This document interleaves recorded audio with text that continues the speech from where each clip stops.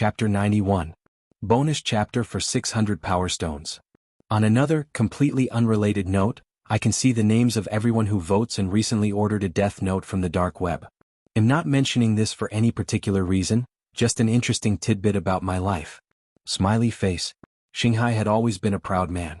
When he was 3 years old, he was designated as a 5-star arms professional. In the history of the Ascension Empire, barely 1,000 people had ever earned such an evaluation.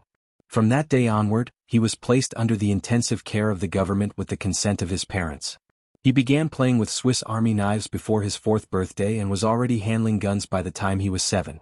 When he began school, he entered the Royal Blue Education Program, starting from Royal Blue Elementary School, entering Royal Blue Middle School, and eventually venturing to Royal Blue Academy. He received the best education, the best nutrition plans, and the best care and attention one could ask for. He boasted a position in the top 1,000 of the most eligible minors list before his 18th birthday, and even after he became 18 he was within the top 10,000 eligible bachelors list. However, after graduating from Royal Blue Academy 5 years ago, life became boring to him. His family background wasn't as great as his peers, so he found moving up ranks in the army difficult. The rebels who spent their time trying to take down the Ascension Empire were nothing more than a clown show who could only cause skirmishes once in a while. And, without a high enough rank, he wouldn't be trusted enough to become a part of missions to quell rebellions on the Moon and Mars. His life stagnated. Sure, with his potential, all he had to do was wait a few decades for those old fogies to die and he would eventually get his shot. But, he didn't have such patience. Before the metamorphosis began, he had actually been approached by a member of the rebel army. Instead of reporting the incident like he should have, he actually kept it to himself. What he wanted the most was the thrill. He loved battle and those damned virtual reality pods weren't worth shit to him. How was it the same if his life wasn't on the line? If he couldn't feel his blood boil? If he couldn't feel his opponent's life slipping between his fingers? He needed more. If it wasn't for the descent of the metamorphosis, he really would have joined the rebel army and stuck it to those bastards who tried to bury his talent like that. But it seemed there was a god smiling down at him. Just when he was about to, his ability awakened. Then invalids appeared, and then zones began to open one after another. Just like that, his boring life revved back up. He suddenly felt thrill again. The longer he spent in a world like this, the more he felt that this was the way it should be. When things were too peaceful, things would be too boring. He wasn't one of those hypocrites who thought one needed to struggle to evolve. No, he just wanted to kill. Just a bit over an hour ago, Xinghai learned of what was going on here. After he was told that Lionel was all alone and was actually carrying a girl on his back, he disdained to participate. This kind of boring hunt, what the hell did it have to do with him? He could have never imagined that this prey would be so interesting. It made him a bit curious, almost like a cat who found an adorable mouse. After finding himself a nice tall tower, he picked out his favorite sniper rifle and settled in. If one knew his personality and saw him now, they would find the scene to be completely out of their expectations. How a man who lived for battle and blood could remain motionless for so long, to the point of not even seeming to breathe, no one would be able to tell. Yet this was exactly what Xinghai had done. His right eye remained trained on his scope, the barrel of his rifle as steady as the surface of a calm lake. Even after he saw his prey, his heartbeat remained smooth and unhurried. One would never guess that this was a man he had waited over an hour for. As though his sniper rifle was a part of his body, he pulled the trigger in unison with a deep breath. As he exhaled, the bullet exited the barrel as though on a line and pierced the shoulder of his prey. Bang! That was when something completely out of Xinghai's expectations happened. The sound of the second bullet didn't come from his gun, but his prey's. It was impossible. Sniper rifles of the 21st century had a range of about a kilometer at best. However, those of the 25th could shoot from 10 kilometers away. Not only were they equipped with far stronger bullets, but they also came with an onboard AI capable of executing the calculations a sniper needed with much more ease than a human. Due to the size of the inner city and the situation, Xinghai hadn't found it necessary to be so far away. So, he picked a tower just a kilometer and a half away from where he guessed Lionel would appear. With the power of his sniper rifle and at such a short distance, Lionel could have died on his first shot. But, wanting to play around a bit, Xinghai aimed for Lionel's shoulder first. He wanted to see his prey squirm and struggle for life, maybe even beg for mercy. But, who knew that his prey would actually be able to react to a small extent? Like that, the bullet that should have been powerful enough to blow his arm off was actually obstructed by the tactical armor, causing it to lose some momentum and only pierce into his arm instead. And as if that wasn't shocking enough, without the slightest hesitation, his prey turned toward his direction as though their gazes could meet across the impossibly long distance and fired a single bullet. Xinghai could feel it. That bullet radiated and dripped with confidence. He didn't fire a second and didn't even wait for it to land. His prey turned and sprinted into the park, disappearing into the depths of the small forest. Danger overwhelmed Xinghai's senses. It was impossible, but he knew what would happen. This bullet would hit him. He was as good as dead. What a funny joke this was. If someone told him that someone could aim an ordinary rifle with a single arm and accurately shoot down a target over a kilometer away, with how sadistic Xinghai was, he might just cut the person to pieces with his favorite Swiss Army knife. But here it was, happening before him now. The bullet tore through the air, invisible in the night sky. Sometimes, it would catch the moonlight's rays and glisten a beautiful silver before disappearing once more as though entering the void. The bullet tore into the tower.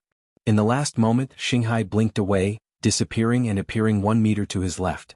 Bang! Silence fell. The only thing that could be heard in the high tower now were Xinghai's ragged breaths. He didn't even react when he felt violent bits of shrapnel, coming from his sniper rifle, assaulting him and tearing into his flesh. After a long while, Xinghai stood, completely naked. If others were here, they would see his military uniform and gear laid on the floor where he had been lying just a moment ago, burnt to a crisp. As for his sniper rifle, it was in pieces. Slowly, Xinghai made his way to the remains of the barrel. It had split apart as though an explosion had gone off inside of it. It took a while, but Xinghai finally understood. The instant he shot his prey, he had given him everything he needed to know about his location. In the blink of an eye, his prey took that information and fired back.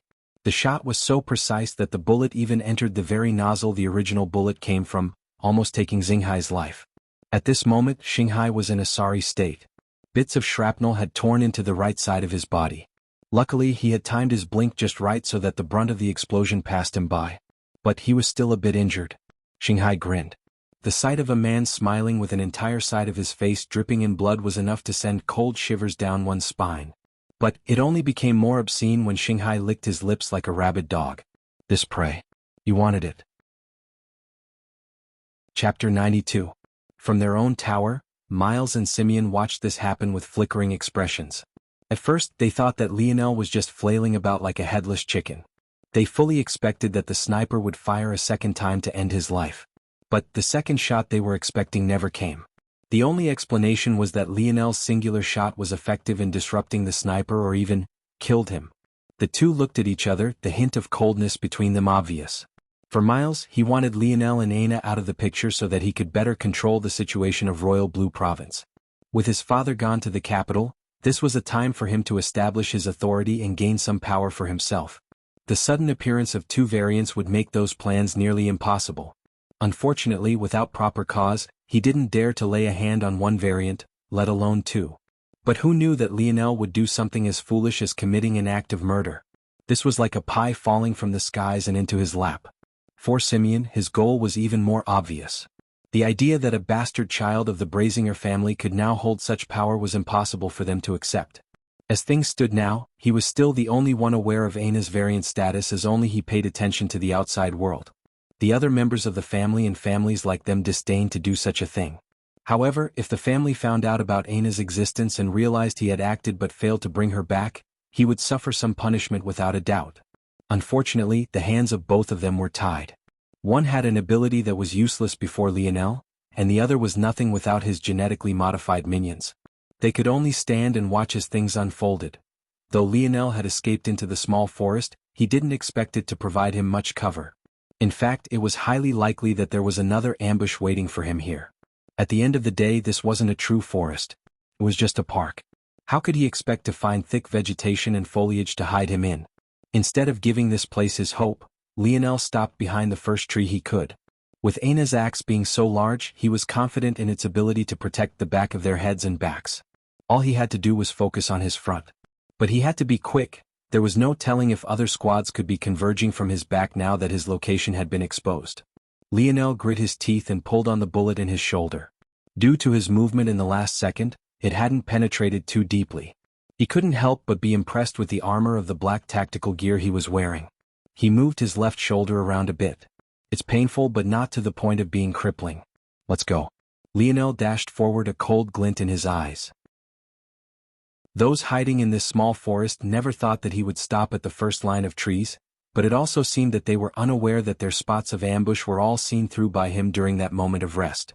Lionel slipped his rifle into his spatial bracelet and pulled out 2 handguns. They were all he needed. Without slowing down even a beat, he raised his arms. Lionel's hands seemed to have a mind of their own. In one moment they would be moving faster than a whip, in the next they would be as steady as a statue. In those moments of steadiness, a single shot would ring through the forest, followed by a slight spark of light and the muffled groans and pained cries of men and women. Those faint sparks of light sometimes illuminated Lionel's face. Even hidden behind a helmet, one could see the smoothness of his brows and the unforced nature of his closed eyes. If it wasn't for the fact he was moving so quickly, one would think that he was asleep. Lionel bolted through the forest in a matter of minutes. In his wake, all that was left were corpses and a series of trees with a single bullet hole through their trunks. Deep breaths fogged the inside of Lionel's helmet as he sprinted across the edge of the park. He was almost there. The city square and the final line of defense would soon be before him. How do I get past this? As his mind was running wild, Lionel took out a second tactical helmet and slid it over Aina's head. That sniper from before scared him a bit. He thought that Aina would be safe on his back, but that bullet caught him completely off guard. There was no telling just how many snipers of that caliber there were, and he was about to enter an open field once again. He caught a faint glimpse of Aina's sleeping face. Her cheek rested on his shoulder and her breathing was steady. She looked like a peaceful little fairy. Lionel couldn't help but smile. For a moment, the fatigue in his limbs completely vanished. He really was a love-struck fool.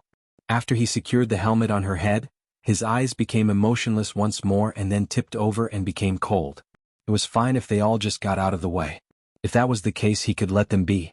But if they wanted to play a role in his Aina becoming a prisoner, they would have to pay the price. Lionel closed his eyes once more and reloaded the clip of 2 rifles. Then, he stood as though using the last of his strength to keep his back straight and began to fire like a madman. He had done his best to gain an advantage. After stepping out from the last tree and onto expertly cobbled roads, the only thing between him and a lineup of 200 soldiers was a large water fountain with a mermaid sitting on a whale's back. Chapter 93. From the vantage point of the small troop, it was difficult to see Lionel from behind the water fountain. But his bullets seemed to have eyes of their own. Flying through the mermaid's arms, beneath the whale's fins, through the jets of water, he rained hails of lethal shots toward them as though he could see through everything. Sometimes his bullets even hit the statue. But, despite the sturdy material it was made of, they pierced right through. Lionel seemed to always perfectly aim toward the weakest and thinnest parts of the statue, tearing through it like tofu. Fire! A commander roared, suddenly seeing his troop fall into turmoil. It had only been a few seconds, but over a dozen of his men had fallen, unable to rise again. Bang! Another sniper rifle rang out as a hail of bullets came from the troop of 200. But Lionel pretended as though he hadn't sensed anything, his steps only shifting slightly. The loud clanging of metal resounded as the bullet rebounded off of Aina's axe. Despite the power, Lionel's stance was strong and steady. It was like he didn't know his neck had been moments away from being pierced through. Narrow the formation. The commander barked. Lionel's lips shrunk into a fine line. I can't shoot any more down from this angle.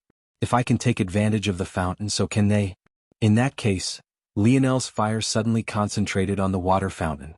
Seeing that no more men were falling, the commander felt that his previous command had been the perfect response. Lionel wasn't the only one who could take advantage of cover. Hold. Forward. The troop charged. There was barely 100 meters between them and Lionel. As long as they closed in on him, they could fan out the formation and he would be surrounded. But what happened next left them speechless. Lionel suddenly dashed forward and leapt into the air. With all his might he kicked with both legs at the whale's head. Those who caught faint glimpses of this were left speechless. The action seemed ridiculous. However, those thoughts couldn't last long. With a bang, the water fountain collapsed and the remains of the mermaid and whale soared through the air for a moment before skidding violently along the ground. The commander of the troop's eyes widened. He could have never guessed that Lionel's concentrated fire was aimed at the base of the statue's connection to the fountain. In that moment he had weakened it just enough to kick it to the ground. Scatter! Scatter! He roared.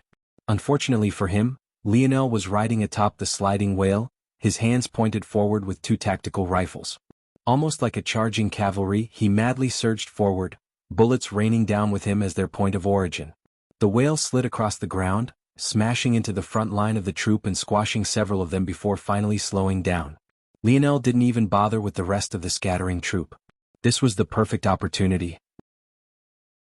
He jumped down from the whale, dashing toward the inner city doors with all of his might. Bullets rained down toward him, but they all clanged off of Aina's axe. However, in all his fervor, Lionel had forgotten one thing. The moment he stepped out of the inner city and back into the outer, he felt that his force was no longer restricted. This was good. What was bad was that he had forgotten that there was an outer city. And in the outer city he saw a unit of 8 waiting below the steps for him. These 8 alone gave Lionel far more pressure than those 200 soldiers behind him had. Lionel's gaze met theirs, his breathing ragged. It felt as though a hot coal was traveling through his lungs. Damn it.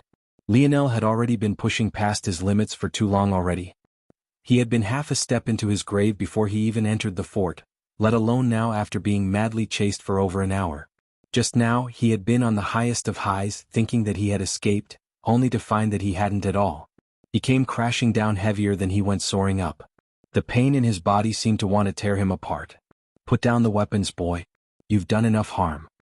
The man who led the group seemed to be quite old, but his eyes and voice held a youthful vigor to them. There was something especially magical about his voice that made one want to bend over backwards to please him. Seeing that Lionel was a bit dazed, the special units slowly made their way forward, encircling Lionel. It wasn't that Lionel couldn't tell what was happening. In fact, from the very beginning, the pleasing voice hadn't influenced him at all. He just wanted a bit more time to rest, just a bit longer to catch his breath. I'm so tired, Lionel thought with haggard gasps.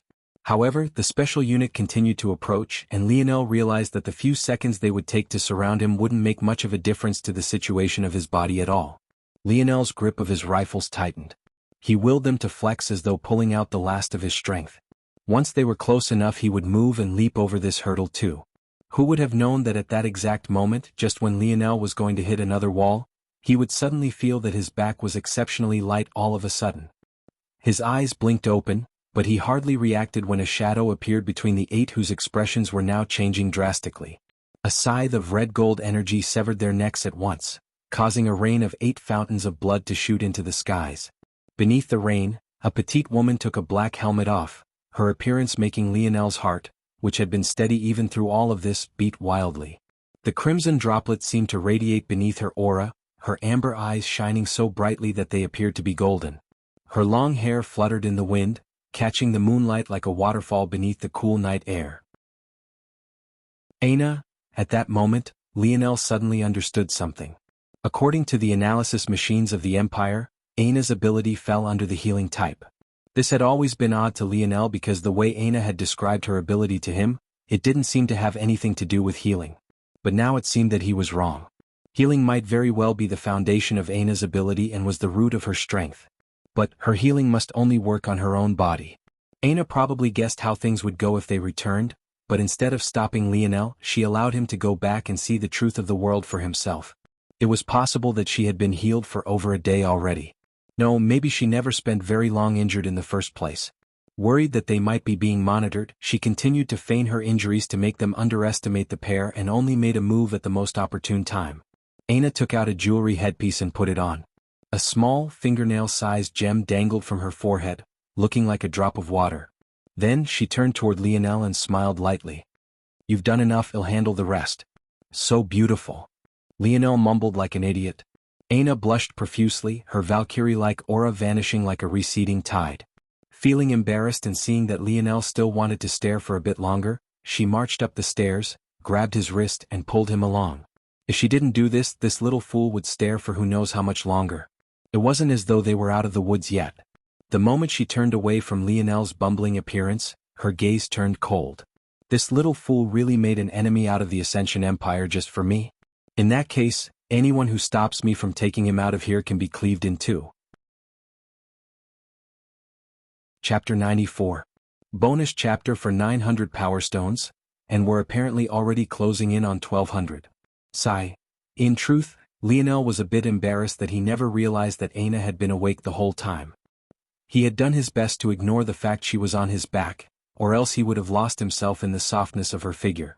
How could he, a lifelong virgin, resist the feeling of those two soft things on his back? He ultimately had no choice but to practically ignore her completely. Lionel shook his head as he ran at Aina's pace. Now that he had lost a couple 100 pounds on his back, his fatigue didn't seem as bad anymore. Well, that and the fact he didn't seem to be needed. Aina was like a one-woman artillery unit. She didn't seem to need Lionel's help at all. He would only occasionally snipe some danger in the distance. Now that his force wasn't restricted, it seemed that his internal sight increased almost tenfold. From what he could see, he had an area of sharpness and an area of vagueness. Within about 200 meters, he could see things as though he was looking at them with his own eyes. Between 200 and 1,000 meters, everything gradually grew foggy until he couldn't sense anything. When he paired this foggy region with the primal instincts of the primitive consciousness, he was able to sense general areas which harbored danger and killing intent. Like this, he sent warning shots in those directions. Whether he hit them or not, he didn't care. He only wanted to disrupt their rhythm so they couldn't snipe at Aina. What Lionel couldn't have guessed was that Aina didn't actually need his help at all. Stop shooting, you'll only expose our exact location. Let them snipe. They won't be able to touch a hair on your head. When Lionel heard these words, he blinked. How had the roles reversed so suddenly? When did he become the damsel in distress? It wasn't long before Lionel understood where Aina's confidence stemmed from. They charged down the densely packed region of residential homes. From the inner city doors to the outer city gates, there was a main road that plowed straight through to connect them both. This wasn't exactly a great design as it made the fort easier to breach if the main gates fell, but Lionel assumed it was like this for the sake of convenience. Lionel thought that Aina would avoid the main road. Their only advantage now was the fact there was only a pair of them. They should take advantage of this and try to find another exit. Lionel didn't believe the Luem family would be stupid enough to make a city with only one gate. It was possible that Miles had hidden the others with his ability. In that case, he just had to get close so that he could see through them with internal sight. But Aina didn't do this. She charged through the straight main road. If one came, she cut him down. If two came, they both lost their heads. If 10 came, they fell all the same. Her efficiency was scary to the point Lionel felt numb. It took Lionel almost 2 hours to exit the inner city, but Aina seemed to be closing in on the fort's gates in less than 20. Nothing was capable of stopping her. The truth was that this was due to the fact the outer city had no force-disrupting towers, so the technology available was much weaker here. But Lionel seemed to have forgotten this and only had endless praise for Aina. Halt! The next poor commander stepped up, trying to stop them. Unfortunately, her fate was not much different than those who came before her. It wasn't as though the special units would all remain idle in the fort.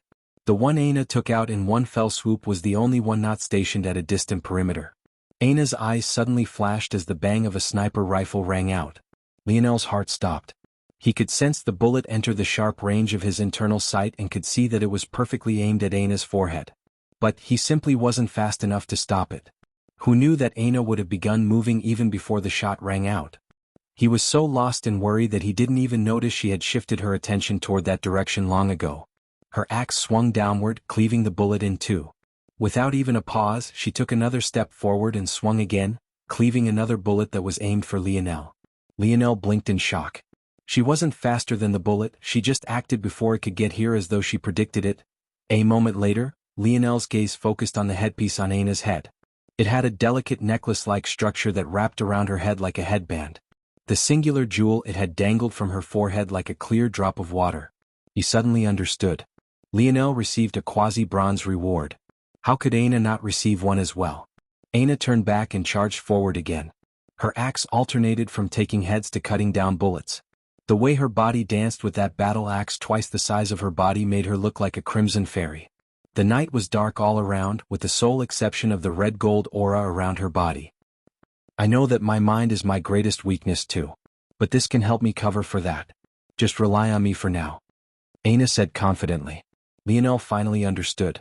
While he thought he had no choice but to bow to the demands of the Empire, Aina never even thought of that as being an option.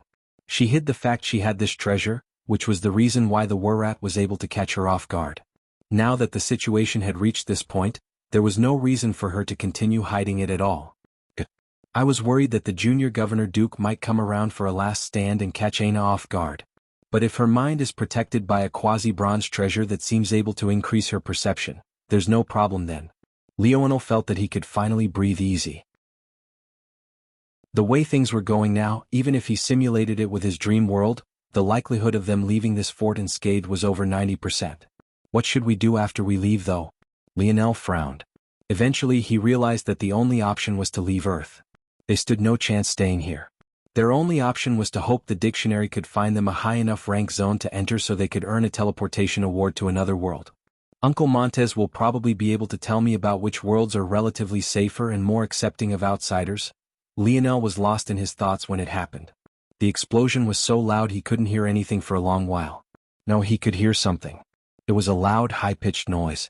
If Lionel had to pick something it reminded him of, he would immediately think of the flatlining of a heartbeat. It was the kind of sound a hospital's emergency room would have on replay. Blood dripped from his ears and a searing heat assaulted him. It was like a wall of invisible fire had crashed into his body. The wind it came with was almost strong enough to knock him off his feet. The heat was so excruciating Lionel had no choice but to close his eyes. The last sight he saw was Aina frozen in place in front of him. She was perfectly fine, but she seemed to be just as shocked as he was. Lionel's mind went blank. He opened his eyes once more to find Aina in the same place. But the residential homes that had been ahead of them were blown to pieces. A rain of stone and rubble fell all around. As Lionel's hearing slowly came back, the first thing his ears latched onto was the screaming. From the start of Lionel and Aina's escape, they hadn't seen a single civilian. They hid and cowered in their homes, not wanting to get involved. Likewise, the two of them left them alone. But now, their screams filled their ears like treacherous demons clawing at their hearts. Ha! Lionel's bottom lip hung loosely, a sound that seemed a cross of a sad laugh and a sigh escaping thanks to them. On a distant tower, Miles watched on without a hint of emotion.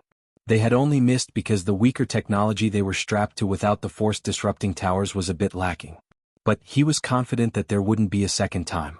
He didn't dare to use such a tactic in the inner city. Those people were nobility. But what were these poverty-stricken leeches to society worth to him? Fire again, he said coldly. Another volley was launched.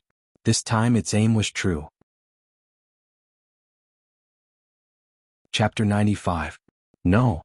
Lionel shook himself awake, dragging up what reserve strength he had managed to regain while allowing Aina to lead to swoop her into his arms. He tried to cover Aina completely, hoping that her axe could block the rest of the attack. Boom. Pain like nothing Lionel had ever felt in his life before assaulted his body. Without suspense he was sent flying. He couldn't even tell up from down anymore, let alone telling just how far it was he had flown. The quasi-bronze chain necklace on his neck splintered. It was just a tiny crack, but it came with a sound almost as loud as the bomb itself. Or maybe Lionel's sense of sound had just been completely thrown off as well. He really couldn't tell. Aina? Aina? Lionel roared, barely able to hear his own voice. Only after shouting with all he had did he faintly hear himself. Aina's state was far more sorry than his own. He had tried his best to cover her back while her axe had covered much of her front, but her legs and some of her arms had been completely exposed. Lionel's blurry vision teared up when he saw her, a lump quickly swelling in his throat. Her legs had been charred beyond recognition. What was once delicate, fair skin was blackened beyond recognition. It was so bad that she didn't even bleed, even her blood itself seemed to have burnt to ash. Her arms were in a slightly better situation, but this somehow made it more gruesome. Severe burns of the 4th degree almost exposed her bones. Her flesh bubbled almost like water, producing a scene that made one's stomach upturn. Lionel's knees and palms surrounded her almost like a mother protecting her cubs. He wanted to scream and roar, but his inner organs didn't seem to want to allow that. Blood leaked from his orifices, partially obscured by the soot and grime that coated his body. Lionel quickly shuffled around in his pockets. When he found the bracelet he was looking for, he slipped it onto Aina's wrist as gently as he could. Regret filled his heart. I'm so stupid, I'm so stupid. I should have given it to her earlier. Why didn't I give it to her earlier? He felt as though something was clawing at his chest and eating his flesh. He had had this bracelet ever since he exited the Mayan tomb. It was only a Tier 4 black treasure, but since it was one-time use, it was countless times more powerful than other treasures of its tier. He chose it just for Aina so that he could protect her and help her. But when he saw her kill Conrad like that, he began to question everything. Even after he learned that she had killed Conrad for the sake of protecting Yuri, he still couldn't forget that scene. Lionel knew that he liked Aina more than even he himself could put into words. But there was always a piece of himself that remained restrained, a part of him that couldn't accept her. So, He never gave her the bracelet he saw as the symbol of his feelings. He was so stupid. Impossibly stupid. Regret was seeping through his veins like a venomous poison. Lionel roared like an enraged wild beast, ignoring the pain of his inner organs. He could hardly hear it himself, but it spread throughout the fort like a shockwave. Fire. Miles coldly watched on, a disdainful glint lighting his eyes. His only regret was that such a good treasure would likely not survive the wreckage and would have to be buried along with them. To the side, Simeon's expression was far more sadistic. He remembered Lionel's voice when he shot that bullet toward him just 2 hours ago. Unfortunate. Those were the words he had said. As though the interaction had been meaningless to him. Watching Lionel suffer like this after humiliating him like that made him the itch in his heart lessen. It's too bad the child of that whore will die without repaying the family for the genes she was given. But so be it. Lionel's maddened roar was drowned out by the explosion. Boom. Lionel felt the bones of his body fracture and crack as he slammed into something heavy. His vision was too blurred to see where he was, he could only barely tell with his internal sight. The only thing he knew for sure was that he was holding on to Aina. Lionel heard a weak voice by his ear along with the splintering of another treasure. The gem of the bracelet he had just slipped onto Aina's hand fractured and dimmed, falling from its socket. At first he thought the voice was trying to say his name, but this wasn't true. Little fool. Take it. Lionel blinked, feeling something pressed against his chest. It was only after his senses were barely half recovered that he realized it was Aina talking and she was pushing something against his chest. He looked down to find a tall and slender piece of paper between her hand and his chest. No, it looked too much like a piece of fabric to be called paper. However, all Lionel could see was Aina's hand.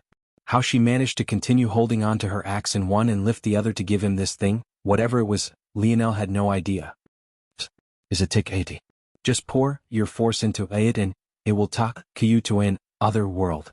Ival, ready vet, tedit, it show, LDBSA, fay. Lionel's expression flickered, his throat running dry. Fire. Miles once more said coldly. Junior Governor Duke, we can't do that. They've been blown too close to the walls. If we shoot again, we'll compromise the safety of the fort. Some invalids have already been attracted by the noise. Within the tower, the commander of the post hesitated but still clenched his teeth to explain. He was already horrified by Miles' actions. Now that he had found such a good excuse, he had to make use of it. Miles might not care about the common people, but he at least cared about his own safety. Right? Who cares, we'll just build another wall. Miles said coldly. They had built such a great wall in such a short period of time. They could easily do it again. Not to mention the fact that it would just have to be a repair and not a complete reconstruction this time, another official stepped in. Junior Governor Duke, the alloys we used to build the wall were all from emergency stores in case of a Class 9, red event like this one. They've been used up already and we won't have the technology or safety to mine such ores again in the short term. Everyone held their breaths, waiting for the Junior Governor Duke's response. Send all available units down. They all sighed breaths of relief. You heard the Junior Governor Duke. Send down the orders. Wait. Miles suddenly stopped them, causing them to feel nervous once again. Call Tier 5 Admiral Bennett as well. By the fort walls, Lionel still hadn't realized he had been sent so close to his original goal. But even if he had, he hardly had the strength to move now and there were enemies all around. Take it. Aina spoke firmly. They want to kill me. The Zinger family ain't is me? She fumbled around weakly and also managed to find a pill. This can stimulate your tile for 5 minutes. But it will leave UEIK for days AF, Turwa. Road. Only take it if you fi and dan gur on the off, side. Aina coughed violently. I look like I'm in a bad state but my body will heal soon. Don't worry. Lionel gripped Aina's hand which had pressed against his chest once more. What world is it? Lionel asked with a gruff voice. Aina's soft lips curled into a smile, seemingly happy that Lionel would ask this. It's called terrain. She laughed a little before chuckling. It seems that we aren't the only ones with bad naming sense. Hearing that Aina's voice was slowly getting steadier, Lionel smiled, the grip he had on her small hand tightening slightly. It seemed she hadn't been lying. Her body really was recovering at an astonishing speed. You're right, Earth and terrain really are bad names. Lionel responded lightly. His words seemed to put Aina at ease for a moment. But she froze at what she heard next. Wait for me there. They'll come to get you with a present far better than that bracelet, I promise. Aina didn't have the time to react before the paper-turned fabric she had pressed against Lionel's chest was pasted onto her forehead. The last thing she saw was Lionel's smile and the gentle, loving looking in his eyes before she vanished. A teleportation ticket could only work for one life form at a time. Even the metal spirit Aina had been holding onto for him couldn't follow her in. But Lionel was calm as he looked at the red pill in his hand. Without hesitation, he weakly stood and swallowed it. Chapter 96. Bonus chapter for 1200 You Little Demons. Lionel closed his eyes forcefully as though trying to blink his fatigue away. Deep in his gut, a flaming hot coal landed. An instant later, it burst. As though hundreds of snakes were racing through his body, Lionel felt like all his veins, arteries and blood vessels had suddenly been lit on fire. His eyes opened, a deep red hidden within the depths of their pale green. His head turned slightly in one particular direction. The cold within his gaze bubbling forth. Miles and Simeon felt a cold sweat mat their backs. For a moment they found it difficult even to breathe, let alone move. It would take me 8 minutes and 36 seconds to make it there and kill them in this state. It's not enough time. Lionel had never felt such a strong desire to kill. It was worse than just wanting to end someone's life. It was deep to the point of wanting to feel the warmth of their blood. He was pissed. Of course he was mad about not being able to kill them. But he was even more pissed off about his own weakness. It felt cliché. He was certain that he had read the same exact line in 100 if not 1,000 books, shows and movies before. But it wasn't until now that he felt it to the depths of his soul, a yearning that was seeking to roar out. Others thought that Lionel didn't like the result of his gene analysis exam because he didn't like being a quarterback. However, this wasn't the truth at all. What Lionel actually didn't like was the idea of someone dictating what it was he could and couldn't do. The feeling of someone cornering him like that left him enraged. Even he didn't know what he wanted to do with his life yet, so how dare someone else decide his course for him? Who were they to do such a thing? To treat him like a puppet on a string they could pull every which way they desired? Those innocent people who died today were just like that. Weak. Having their lives, their fates toyed with on a whim. Was he really much different from them? Lionel had never been an ambitious person.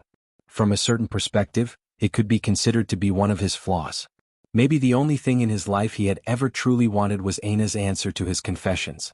That singular, childish want had actually pushed him to such an extreme. He didn't even really remember how it happened, but here he was. He was now an enemy of the Ascension Empire behemoth. That was how simple Lionel was. Such a small thing, yet he was willing to go so far for it.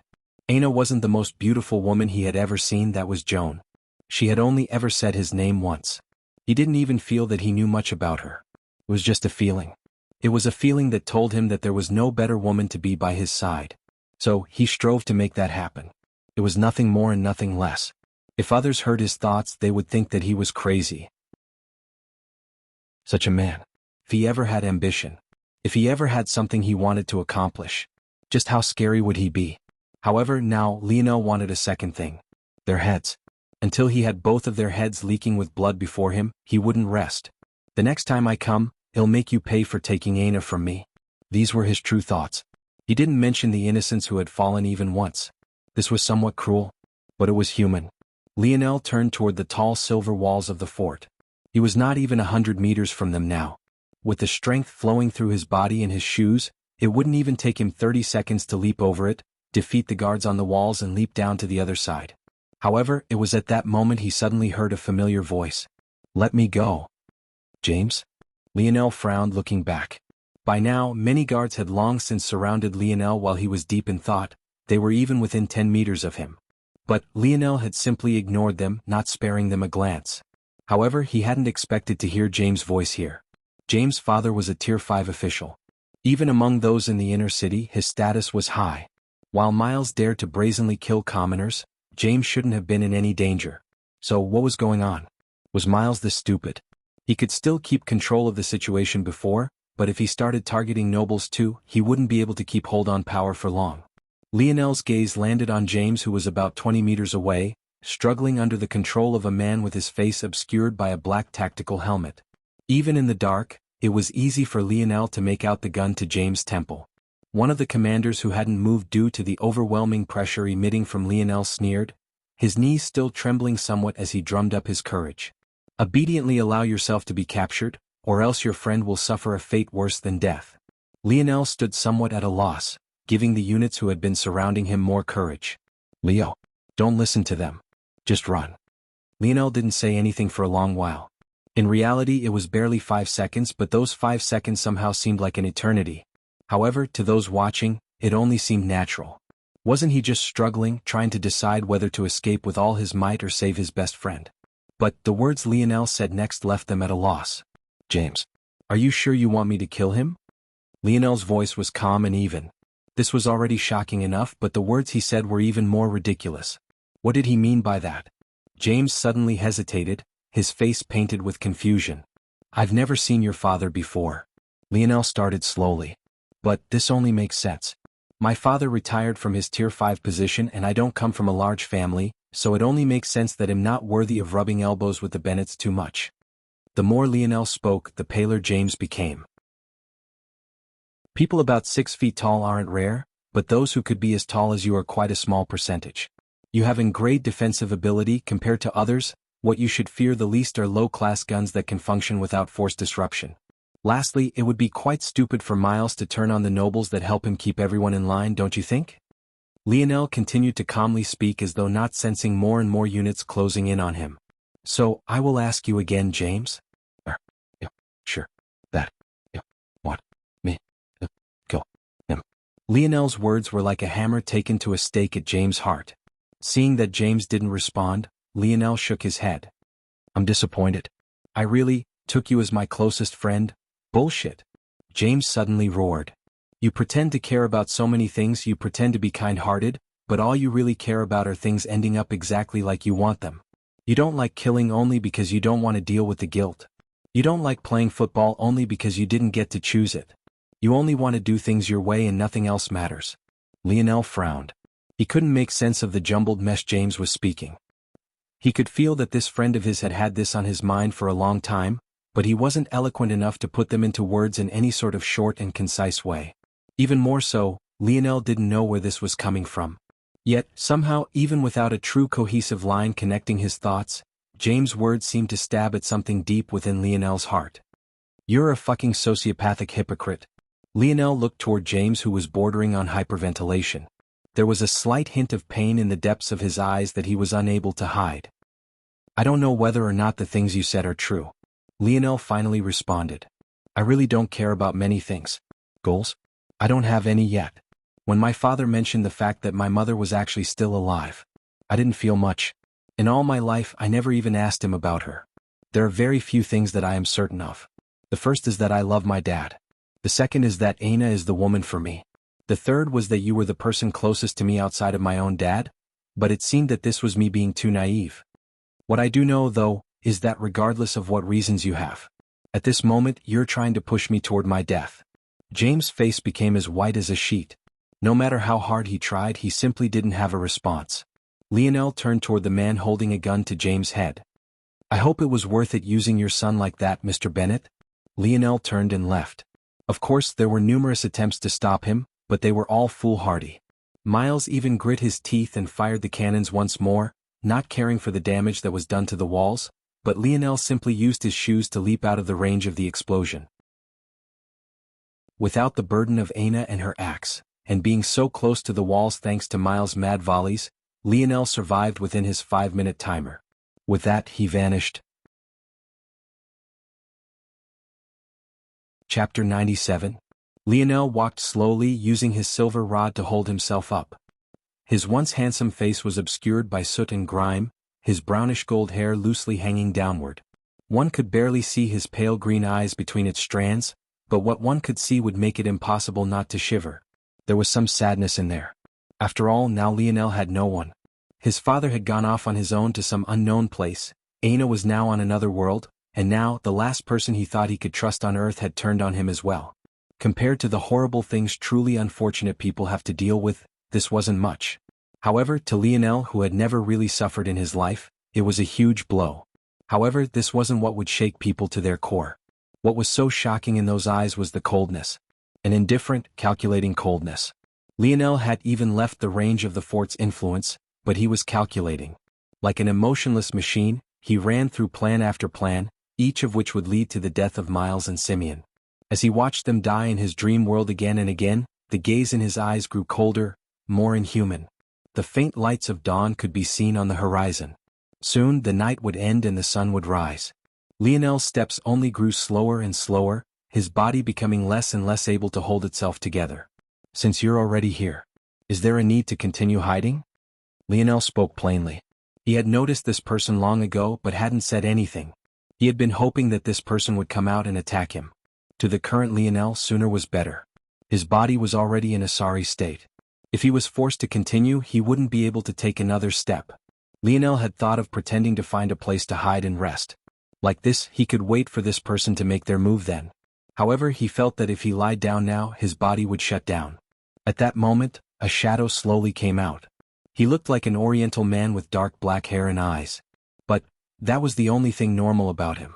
The weird things were almost too numerous to list, but even the short version could make one's expression twist weirdly. For one, the man was completely naked. He wore not a single thing.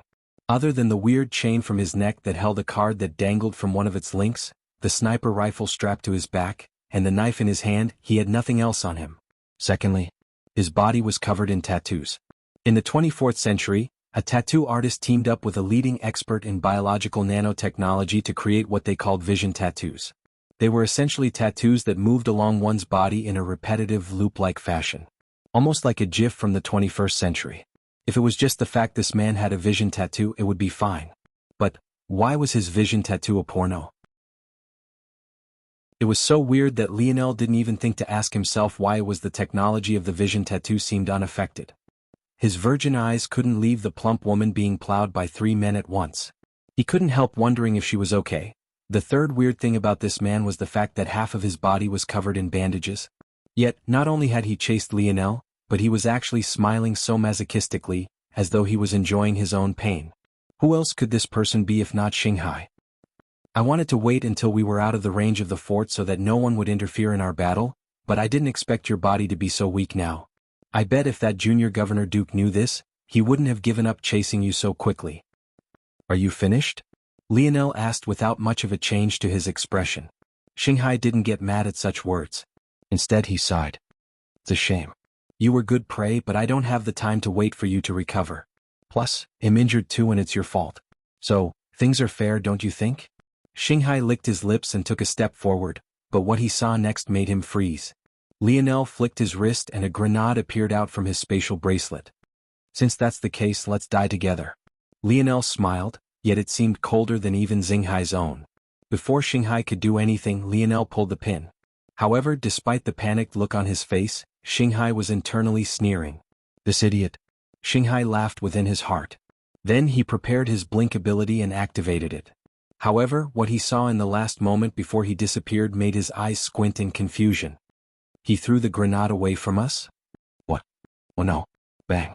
The sound wasn't from the grenade. Lionel had chucked it so far away that compared to this bang, it was nothing. When Xinghai appeared once more, he found a gun placed onto his chest, its hot nozzle burning his skin. He looked up at Lionel in shock, then fell over, dead. Lionel watched indifferently as the last of Xinghai's life faded. At that moment he felt like his arm was about to implode. Without force disruption towers, the recoil mitigation technology of the handgun didn't work anymore, so he had to take the brunt of it himself. However, even though he was prepared, it had still hurt like hell. "It's too bad that you talk too much," Lionel thought, walking toward the card that Xinghai had hung from his neck in curiosity. The moment Xinghai gave Lionel too much information to deduce some things from, he was finished. He never stood a chance. Even he had no idea, even in death, how Lionel had seen through him so easily. Chapter 98.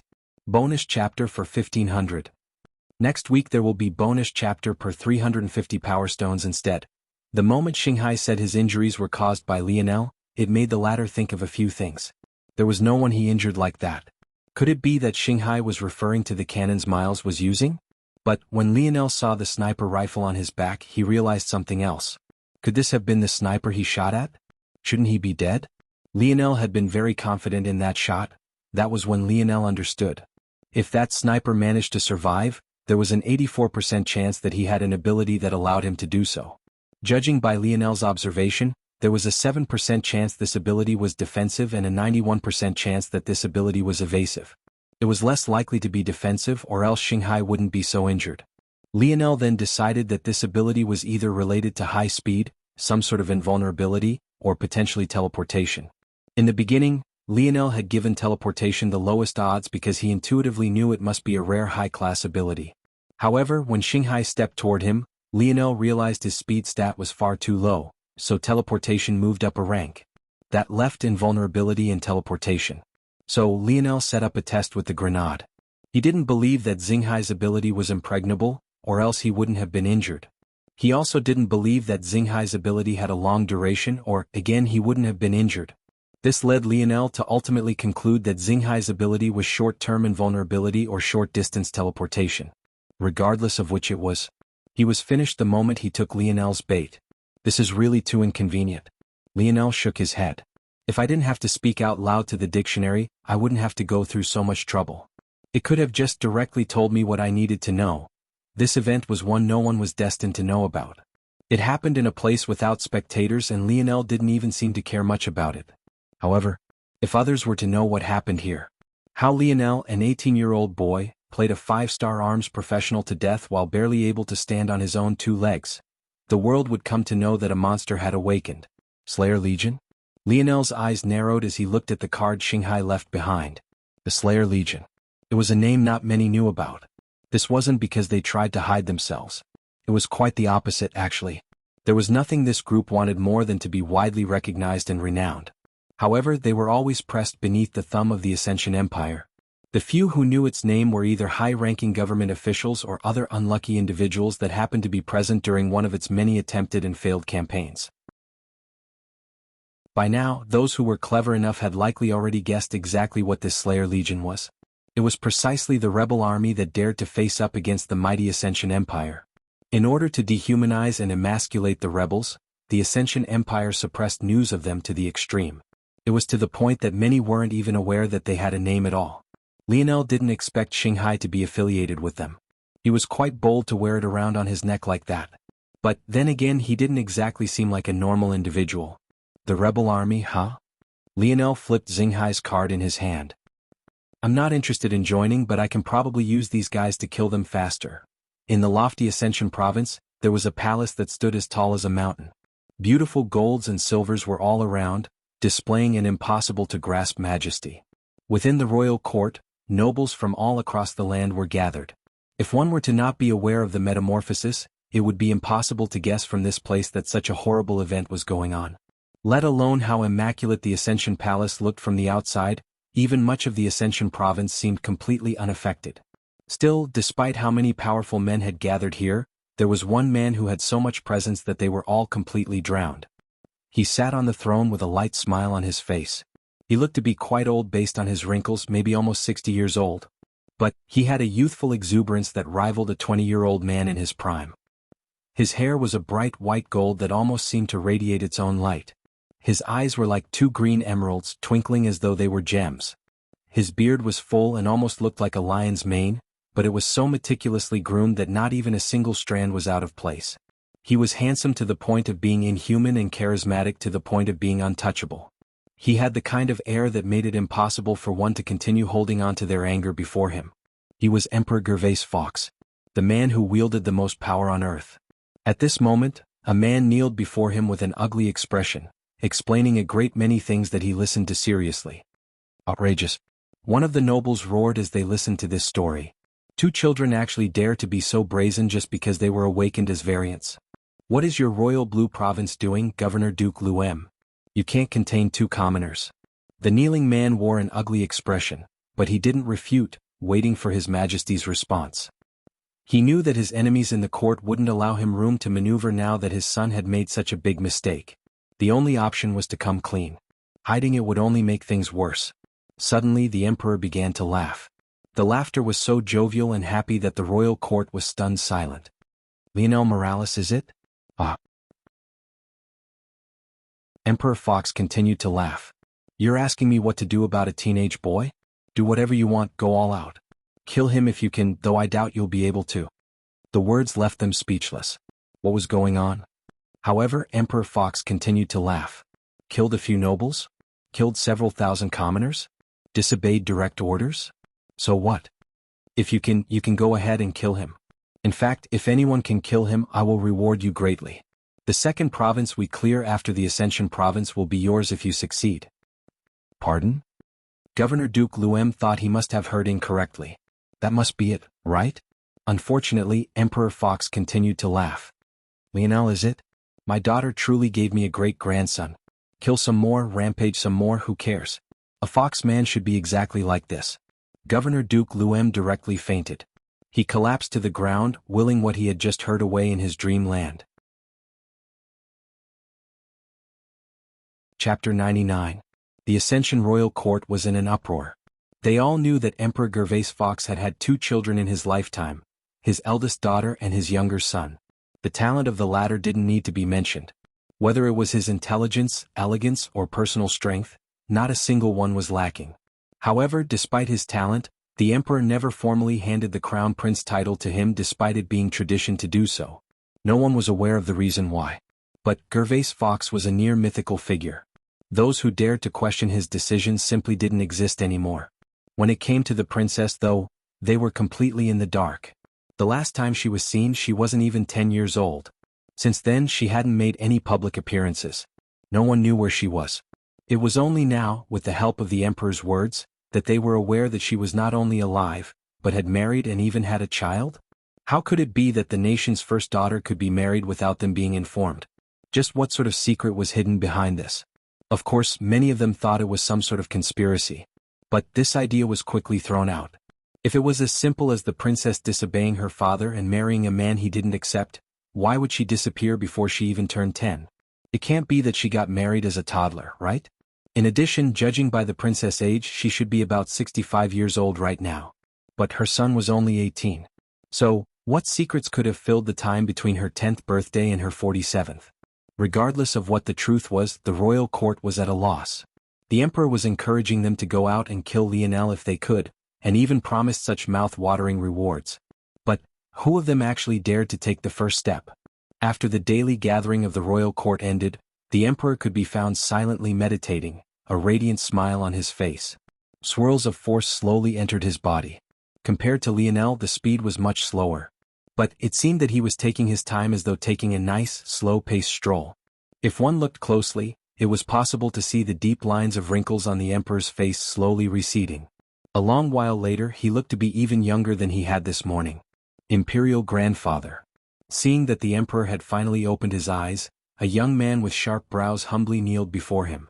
The young man's hair was also a bright white gold, albeit a few shades dimmer than the emperor. It seemed that the genes of the fox were quite strong, because his eyes were also a deep shade of green. He had a handsome, confident bearing. His shoulders were wide and powerful. And though he didn't dare to bring a weapon in the presence of his grandfather, the calluses on his otherwise blemishless hands proved that he was adept at using one. Noah, why have you come to see this old throne? The emperor's smile didn't fade. He looked no different than a grandfather chatting with his grandson. I have a cousin? Noah asked probingly. Of course. You've had a cousin for 18 years already. You're just a little older than he is. Noah felt a bit frustrated by this answer. The emperor obviously knew what he meant by asking this question. The point wasn't that he had a cousin, the point was about why this was hidden. However, Noah had known his grandfather for long enough to know that it would be useless to ask directly. He had to find another way. Are you really going to allow those nobles to try and kill him? The emperor's smile deepened. Yes, he replied. A talent isn't worth much if it's grown in a greenhouse. A talent? Noah's jaw involuntarily set. Is he more valuable to you than me, Imperial Grandfather? One might expect a grandfather put in this sort of situation to go out of their way to settle the hearts of their grandson, but the emperor did nothing of the sort. Instead, he pondered for a while before nodding as though this was obvious. His mother is more talented than your father. And his father is beyond what your mother could imagine. Isn't this just the logical conclusion? Noah felt his heartbeat slow as though it was sighing in resignation along with him. This sort of answer, he wasn't surprised by it. What he was surprised by was the latter part of the statement. Beyond his mother? His father was born on Earth, but his mother. How could that be? Just where did Lionel's father come from to gain such an evaluation? It even faintly sounded like even his imperial grandfather, a man who wasn't scared of anything, held some faint reservations about this man. If it's like this, imperial grandfather, why did cousin not grow up with me? The emperor remained silent, continuing to smile at Noah. But this only made the latter feel as though he was being drowned in his own sweat. Those who grow up in good environments often end up being useless. The emperor finally replied. But, you're wondering why I say his father and mother are both better than yours, yet in the same breath also say he didn't have a good environment to live in? Yes. The emperor's smile deepened. It's the same reason why your mother can't actively take part in your life just yet. Did you think she didn't have a reason for this? Noah's eyes widened. This was the first bit of happy news he had gotten since this conversation began. It was a simple sentence, but he felt it suffocating him with joy. Of course, what Noah didn't know was that despite not being able to actively take part, Lionel's father still stayed by his side despite the restrictions. As for why his imperial grandfather hid this important piece of information, it was impossible to tell. Feeling much better, Noah smiled brightly. Imperial grandfather, I would like to leave the Ascension province and seek out cousin. Then we can face his coming challenge together. You said that a talent in a greenhouse isn't worth much, right? The emperor shook his head. No, this is his challenge, not yours. Noah quickly lowered his head, realizing that he had gotten a bit too ahead of himself. However, if you're going off to try and kill him, I can allow you to go. Noah felt as though he had been dunked into an ice bath. He flexed his muscles with all of his strength, trying to stop his own trembling. But the emperor continued as though he didn't notice his grandson's odd state. Those Tier 7 officials are really too useless.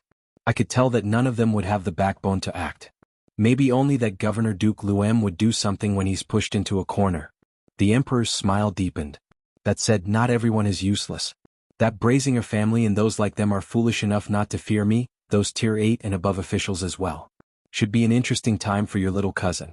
I have great expectations for the little guy, haha. What a good grandson indeed.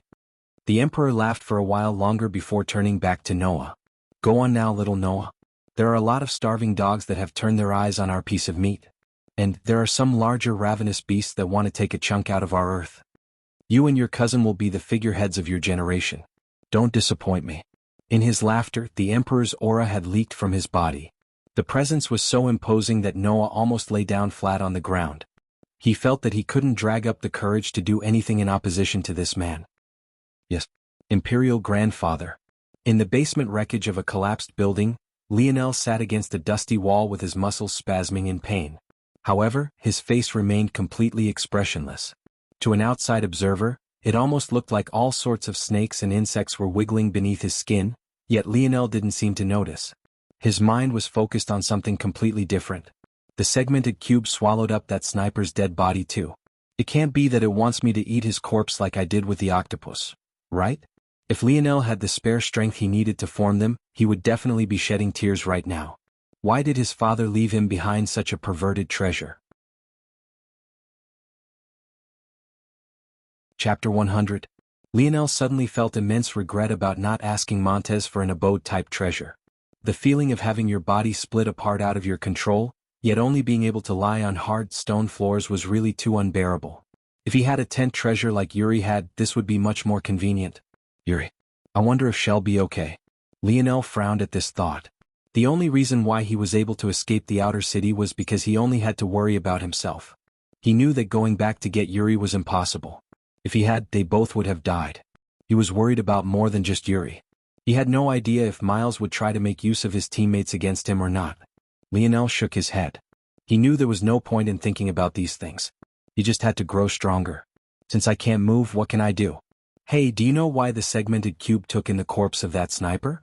Ping the corpse is useful. Lionel frowned. Why is it useful? Ping the abilities of existences at and above the Tier 7 black grade condense within the ethereal glabella evolution crystals. Force crafters can refine these into limited use items. Lionel was speechless. Though this was better than having to eat the corpse, was it that much better? Something about using a human body to refine items made him feel uncomfortable. Wait. Lionel suddenly thought of something. Does that mean that the octopus was taken for that reason as well? Ping replying to Seed yes. Lionel's lip twitched. The sniper's ability might really be useful to him, But wouldn't he have to grow tentacles in order to make use of the octopus ability? Where was the cool factor? How could he show his face to Aina again if he did such a thing? Hold on a second, the segmented cube is a lab, right? Doesn't that mean I should be able to enter it? Ping yes. Then why the hell am I still here? It can activate on its own to take that pervert's corpse but can't see that I'm struggling out here? Lionel took out the segmented cube, fuming. He didn't know if there was anywhere comfortable to rest in the lab, but it should at least be cleaner than this dusty place, right? How could it treat him like this? What kind of weird fetish did this cube have to like corpses more than the living? Hey little guy. Lionel knocked on the cube with a knuckle. Can you let me in? The segmented cube vibrated, then separated into its pieces once more. Lionel felt his vision go black and, a moment later, he found himself in a small 10 by 10 by 10 meter space. On the outside, out of Lionel's vision, the pieces of the segmented cube floated around where Lionel had just been sitting. Its jigsaw-like pieces were connected by a faint white light, taking up the same amount of space as Lionel could see from the inside. This is the lab? Lionel blinked, unaware of what was going on outside. Lionel struggled to stand and looked around. The force concentration in this place is a lot higher. Lionel's brow raised. On one side of the lab, there was a silver rack filled with what looked like snow globes. But Lionel's eyes widened when his gaze landed on them. Within two of the snow globes, he could see the corpse of the octopus and that sniper floating. It seemed that they had been compressed and placed inside. Lionel guessed that this must be the lab's method of preservation. Other than the silver rack, Lionel found the bookshelves and cubicles filled with scrolls his dad left behind on another side of the room. In the middle, that odd table with half-spherical wells that was in the basement was here as well. Though Lionel wasn't certain of what it could be used for. Thinking of something else, Lionel reached into one of the large pockets of the tactical gear he had stolen from the fort and brought out the metal spirit. The little guy bounced around like an elastic ball, pinging around the confines of its cube as though still trying to escape. But Lionel could tell that it was just excited. Why is this little guy so excited to be here? Lionel asked. He thought he would find some great treasure here, but aside from the rack of snow globes, there really wasn't anything else special. Ping replying to Seed, spirits need high concentrations of force in their preferred element to grow and evolve. The half-metamorphosed Earth is akin to a barren wasteland for it. In comparison, the segmented cube's inner space is much better. The segmented cube can generate force? Lionel asked expectantly. Ping no. Lionel frowned. It can't generate force? Then why is the concentration so high? At a moment like this, he really hated that the dictionary only ever answered his questions directly and hardly embellished. Why is the force concentration so much higher here, then? Ping, the segmented cube has a sterilization ability. Explain this ability to me. Ping replying to Seed. Sterilization, the refinement and purification of force. So the concentration of force here is dependent on the outside world? What dimensional grade has it reached? Ping yes. The current concentration is about equal to a mid-level fourth-dimensional world. Mid-level? Worlds of the same dimension are separated as well, huh? Lionel forgot his pain and all his curiosity. He only wanted to learn more and know more. He found all of this fascinating. Wait, the concentration of force. If I use the lab, wouldn't that make invalids come after me? Crap. Lionel panicked for a moment. He had already been in here for several minutes. This was more than enough time for invalids to close in on him. Ping no. The lab is able to hide its force activity. Lionel's eyes widened before he began to laugh wildly. He was only forced to stop after he felt his lung might come flying out from his throat. This pain was really too unbearable. His progress had always been limited by those damned invalids. Even if he was still in the fort, it wouldn't make a difference due to those force-disrupting towers. But now, with the lab, he could practice dimensional cleanse without worry. Wasn't this fantastic? I'll have to wait for my body to recover before I can do any force cultivating. But, in the meantime, I can do other things. Aina said he would feel weak for 3 days. So, during those 3 days, his healing would be exceptionally slow. After those 3 days passed, though, his body would be able to slowly recover at a more normal pace. As for how long it would take him to recover after that, Lionel didn't know. But, regardless, since the lab could hide him from invalids, there was no need to move from this place for now. Lionel's mind ran wild for a moment. What was the best use of his time? After a while, Lionel made a decision. He walked to the odd table and took out 2 oars, a pair of gloves, a quill, and finally the metal spirit. How do I make this little guy my official familiar? Chapter 101. Bonus chapter for 350 PS, next at 700, smiley face see? I can smile through the pain, ping. Lionel stood in confusion. Usually, the dictionary would respond right away, and even if it didn't, it would tell him that the information was omitted. So what was going on? A moment later, the hologram of his father gained life to it once more, causing Lionel's eyes to light up. It seemed his father had left more than one recording behind. Since this one activated now, it must mean that this was quite important. You finally activated this little crybaby? Lionel's father shook his head. It's about time. Lionel bit his teeth and remained silent. He refused to fall for the same trick twice. His father had gotten him once, but if he got him a second time he would never live this down. So, he only silently watched as his father picked at his ears. Luckily, it seemed that his father was already satisfied after tricking him once. I'm not certain which familiar you've managed to get your hands on, but if it's a metal spirit, good. If it's not, it's still good. Regardless of how useful a familiar is to you, remember to treat it like a partner and a friend. If I find out one day that you've treated it as a tool, I'll peel a layer off your ass with my palm. So vulgar. Lionel almost couldn't refrain from rolling his eyes. If you're smart, you've probably understood from my words that the most important part of a relationship between a familiar and a force crafter is friendship and intimacy. The more in sync your hearts are, the better the results will be. If you've managed to find a metal spirit, just say yes and the dictionary will direct you to that recording. Yes. Lionel replied. Lionel's father smiled, pushing up his glasses. Lucky. Metal spirits are fairly weak in the infancy stages. In fact, before our Morales clan took them to be our favorites, they were quite looked down upon by the force crafter world. Most other force crafters prefer flame spirits. Before one even gets to the metal spirit, there are a whole host of familiars one might think of first. Wind spirits are especially beloved by those who focus on the force art aspect of force crafting.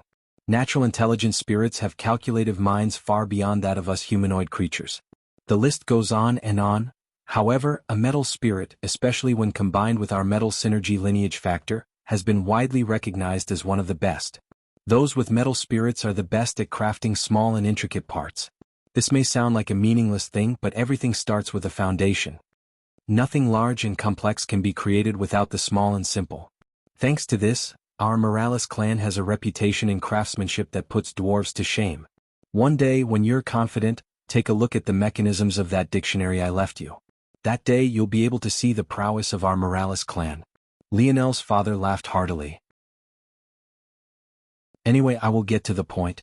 The simple answer to your question is that you can't.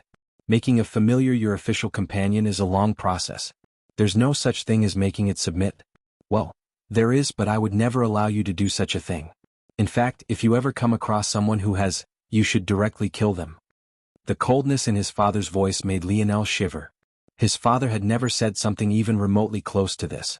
In fact, much of the reason Lionel's moral code was like it was due to his father's guidance. It was his old man that taught him his kindness. To abruptly say such a thing was too jarring. Lionel's father shook his head as though feeling he had said something he shouldn't have. He hesitated for a moment. Lionel felt like his father was trying to decide whether or not to delete the recording and start again. But in the end he decided to press forward and leave things as is. All you can do to make a familiar accept you is treat them well. There will come a time where you two become inseparable. Take it to nice environments, treat it to nice food, and don't keep it imprisoned for too long. Let it roam free. It won't easily leave the side of a person it's familiar with. After all, in the beginning stages of its evolution, it's not much more than a child. Lionel nodded in understanding. The last thing to do is to give it a name and train by its side. Metal spirits, in comparison to other spirits, have a very high demand on the dexterity of their partner. I've left a step-by-step training plan for you in the dictionary to be used alongside blueprints that were in my office. Remember, the most important thing is your personal strength. Do not spend too long on force crafting. Your old man has made this mistake before. If I wasn't so fascinated with it in my youth, I would be 10 times more powerful than I am now. But I had to give others a chance. If I really was any more powerful, the universe might not be able to accept my existence anymore. Haha. Lionel smiled and shook his head. If he knew that his old man really wasn't joking, then maybe his reaction would have been a bit different. After the message ended, Lionel took a deep breath and walked to the metal spirit. It was still bouncing around crazily. When it noticed Lionel had appeared above it, it plopped down and formed a little puddle as though pouting. Lionel really couldn't help but think that it was quite adorable. Oh, be free, little guy. As soon as Lionel opened the lid of the transparent cube, the metal spirit shot up like a spring and hit the ceiling. Then, without a pause, it rebounded across the room. Lionel smiled as he watched it. He thought the little guy might have some resentment toward him for keeping him locked up for so long, but it really was like a child. Its memory was short, and the only feelings it seemed to have for Lionel were those of gratitude for setting it free. It didn't seem to remember that it was only locked up to begin with because of Lionel. After a long while, the metal spirit grew tired of its new environment and settled down onto the table. Force began to whiz around it, disappearing into its little body like a typhoon. Lionel watched on silently and allowed it to do as it pleased. It seems that the force the lab can sterilize at once is limited. I can already faintly feel it dissipating. That probably means that I'll need to wait for the lab to replenish itself every time I finish using dimensional cleanse. That's fine, it's still better than not being able to practice at all. Alright, what's the first lesson that old man left behind for me? Lionel decided not to bother the metal spirit for now. Since Lionel himself couldn't use the force in his current state, he might as well leave it to the little guy. Ping. Book 1, The Basics, Lesson 1, Hazards. Lionel nodded. At least his old man was serious when it came to this sort of stuff. The dangers should be the first things he learns about, lest he almost kill himself again like the time he foolishly modified a force technique. 1. Metal spirits. Lionel frowned. Metal spirits are dangerous? Then why did Dad say to let it free? Don't tell me this old man is trying to get me killed? Metal spirits are highly corrosive life forms. Their instinct is to devour. In order to evolve, they need to consume large amounts of force and high-level minerals. Unfortunately, evolvers happen to have high concentrations of both. It is advised to never allow skin-to-skin contact with a metal spirit. Even veterans who have been by their partner's side for many years can still suffer at the hands of their metal spirit familiars. Whenever you are handling a metal spirit, be sure to wear the proper defensive gear. The minimum requirement is a pair of force skin gloves. However, for a beginner, a full force skin suit is more appropriate. Lionel looked up at the ceiling above his head, the grief evident in his eyes. His old man really was trying to get him killed. The good news was that he now knew what those gloves Montez gave him were. The bad news was that those gloves were a mere minimum requirement, yet they were all he had. To make things worse, he had set them on the table when he brought the metal spirit out. And now, the metal spirit was swallowing force from right on top of them. Lionel suddenly felt that the little guy had become much less adorable. Chapter 102. One of you guys mentioned that you might like to vote on the little guy's metal spirit's name, so I thought sure, why not? Feel free to comment your suggestions. He'll pick the one with the most likes. Smiley face, don't be dirty, think of the children. After this slip-up, Lionel realized that he was most definitely not in the best state to continue pushing himself. He didn't know what he was thinking. He still hadn't slept a wink since the matters with the wormen, and his body was collapsing on him. It was best that he set this aside and come back when his mind was fresh. Luckily, after this, Lionel learned some useful things about the lab. Firstly, the state of the lab was dependent on the amount of force it had access to. Since this was only a pseudo-fourth-dimensional world still in the process of completing its metamorphosis, the lab could only enter what the dictionary called Phase 1. Secondly, each phase had two settings. One was the lab setting and the other was the abode setting. The lab setting was self-explanatory, but the abode setting was geared toward resting and recovery. Lionel was so happy he almost shed real tears. After entering the abode setting, the metal spirit was left in the lab setting, allowing him to breathe a sigh of relief. The abode setting of Phase 1 had one main attraction. It was a pool that was eerily similar to the one Montez allowed Lionel to bathe in. According to the dictionary, it was filled with black-grade soothing waters. Lionel assumed that it could be improved by entering Phase 2. The black-grade soothing waters weren't very beneficial to increasing his strength any longer. But it was perfect for speeding up his recovery. That said, what Lionel loved the most about the abode setting wasn't the pool, but rather the bed. He wasn't sure if it was simply because of how tired he was, but he swore it was softer than a cloud. Without a doubt the best bed he had ever slept on. Like this, Lionel did nothing in the next 3 days but sleep, eat octopus meat and recover in the soothing water pool.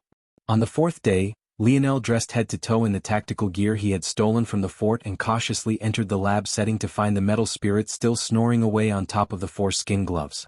Though Lionel inwardly cursed, he still resolved himself. He was already about 80% recovered by this point, so he felt his mind was much clearer. Maybe the smartest thing to do would be to use the cube that had imprisoned it before to move it away, but Lionel took his father's words to heart. This little guy was meant to be his friend, his companion. Clearly he didn't like being imprisoned. In that case, Lionel didn't want to antagonize him. The rest of the process went surprisingly smoothly. The metal spirit, maybe due to having absorbed so much force, was quite languid and just slipped right off the black gloves. If it wasn't for the little bubble it formed and popped on its surface to greet Lionel, the latter would have thought it hadn't noticed at all. Breathing a sigh of relief, Lionel slipped the gloves on and left the little guy alone. For now, he still didn't know enough to interact with it. Then he began his studies in earnest. Ping, Book 1, The Basics, Lesson 1, Hazards, 4. Finger strain. To a force crafter, your most important treasure isn't your partner, but rather your fingers. It is important not to execute complex movements before you're ready, or else you can cause irreparable, hidden and lingering injuries to your hands. These injuries can often build artificial bottlenecks to your progress. Refer to Book 1, The Basics, Lesson 2, Stretches and Strengthening. 9. Force art reactions. Force arts are an incredibly complex subject matter. Even the most accomplished force artists would never dare to say they know everything. This is why it's important to blueprint your ideas and test their feasibility. If two force arts clash and react violently, you may die before you know what happened. Refer to Book 1, The Basics, Lesson 5, Force Art, 17. Reactive Metals, 23. Third-dimensional electrical engineering, 24. Fourth-dimensional electrical engineering, 37. Overfeeding and metal spirit potential. Someone else might have been overwhelmed, but Lionel soaked in everything he saw as though he was a sponge. He didn't seem to get bored or tired. In fact, a very familiar aura began to spread from him the moment he began learning in earnest. To Lionel, it had never mattered whether he loved to do something or not. He always took it with the utmost seriousness. In fact, compared to other things, since his father loved force crafting so much, he had a better opinion of it as well. So, of course he would try his best. Before he knew it, he had already cleared the first lesson of Book 1 and moved on to Lesson 2. Ping, Book 1, The Basics. Lesson 2, Stretches and Strengthening. Unlike Lesson 1, which listed a seemingly endless barrage of hazards, Lesson 2 focused entirely on what Lionel's father claimed was his most important tool. Instead of learning force crafting skills, Lesson 2 was all about exercises for his fingers. 1. Flexibility. 2. Speed. 3. Strength. 4. Dexterity. 4. 1. Precision. 4. 2. Acceleration. 4. 3. Deceleration. 5. Force in your hands. 6. Recovery. 6. 1. Stretches. 6. 2. Herbs. 6. 3. Natural treasures. 6. 4. Force circulation. Lesson 2, completed. Lesson 3, you and your metal spirit, locked. Unlock condition. Seed's hands must reach a Grade 1 designation. Lionel blinked awake from his focused state. Grade 1 designation. If I recall correctly, a pair of Grade 1 hands can complete all Grade 1 exercises to a Tier 7 black level, or the S grade. Lionel smiled bitterly. His dad was really asking for too much. Usually, one could begin the first applications of force crafting as long as you reached the Tier 1 black level in all Grade 1 exercises. But, Lionel's dad was asking him to reach a level of hand and finger strength only those on the verge of becoming bronze grade force crafters would have. To put this matter in perspective, not all force crafters would even reach Grade 1 designation before beginning to work on bronze grade crafts. Most would only complete all Grade 1 exercises to a Tier 6 black level before moving on. However, thinking of his father's smug face, Lionel grinned. That old man was so proud of his force crafting. What kind of face would he have if Lionel surpassed his requirements? Above the Grade 1 designation there was the Advanced Grade 1 designation and the Superior Grade 1 designation, each for the SS grade and SSS grade level respectively. Usually, only those who had force nodes in their hands could reach the Superior Grade 1 designation. But, Lionel already knew where his next force nodes would go and knew his hands weren't appropriate locations for them. In that case, Advanced Grade 1 designation it is. First, the flexibility exercises. Lionel's eyes shone brightly as he began to move his fingers according to the exercises his father left behind. There was one thing he loved to do, it was win. And now he was competing against the phantom of his father. A competition across generations. Chapter 103. Lionel completely lost himself in a new world. Though he wasn't sure about why he had to do all of these hand exercises just yet, Lionel had already completely forgotten about that curiosity. His mind was entirely focused on the target he had set for himself. According to his father's training program, flexibility was the very first step to training the fingers of a force crafter. Without flexibility as a foundation, everything else would come harder.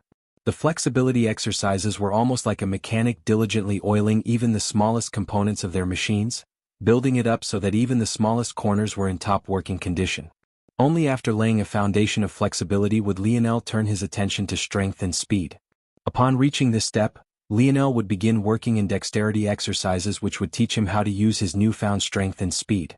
Of course, everything would once again circle back to flexibility. Every training day began with and ended with stretches.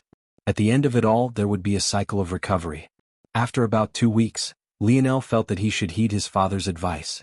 Focusing too much on force crafting would be detrimental to him, especially since it wouldn't help him take down Miles and Simeon. I've been here for a while, yet no one has come. Lionel narrowed his eyes, looking down at the wristwatch still strapped to his arm. This thing was his greatest worry. He always felt that it was only a matter of time before it was used to track his location. Before, Lionel could only take the risk of staying in the same place. After all, if he could be tracked, whether he moved or not wouldn't make much of a difference. In fact, moving when he was heavily injured would only negatively impact him. But after so long, nothing had happened. He had even almost forgotten about it. Maybe it's jammed just like all the other technology? I remember that after the Paradise Islands fell, it went completely silent. It wasn't until I entered the Mayan tomb that it showed signs of life again. Maybe I only have to worry about it inside of a zone then? Lionel could only accept this line of thought. Regardless, he wasn't afraid.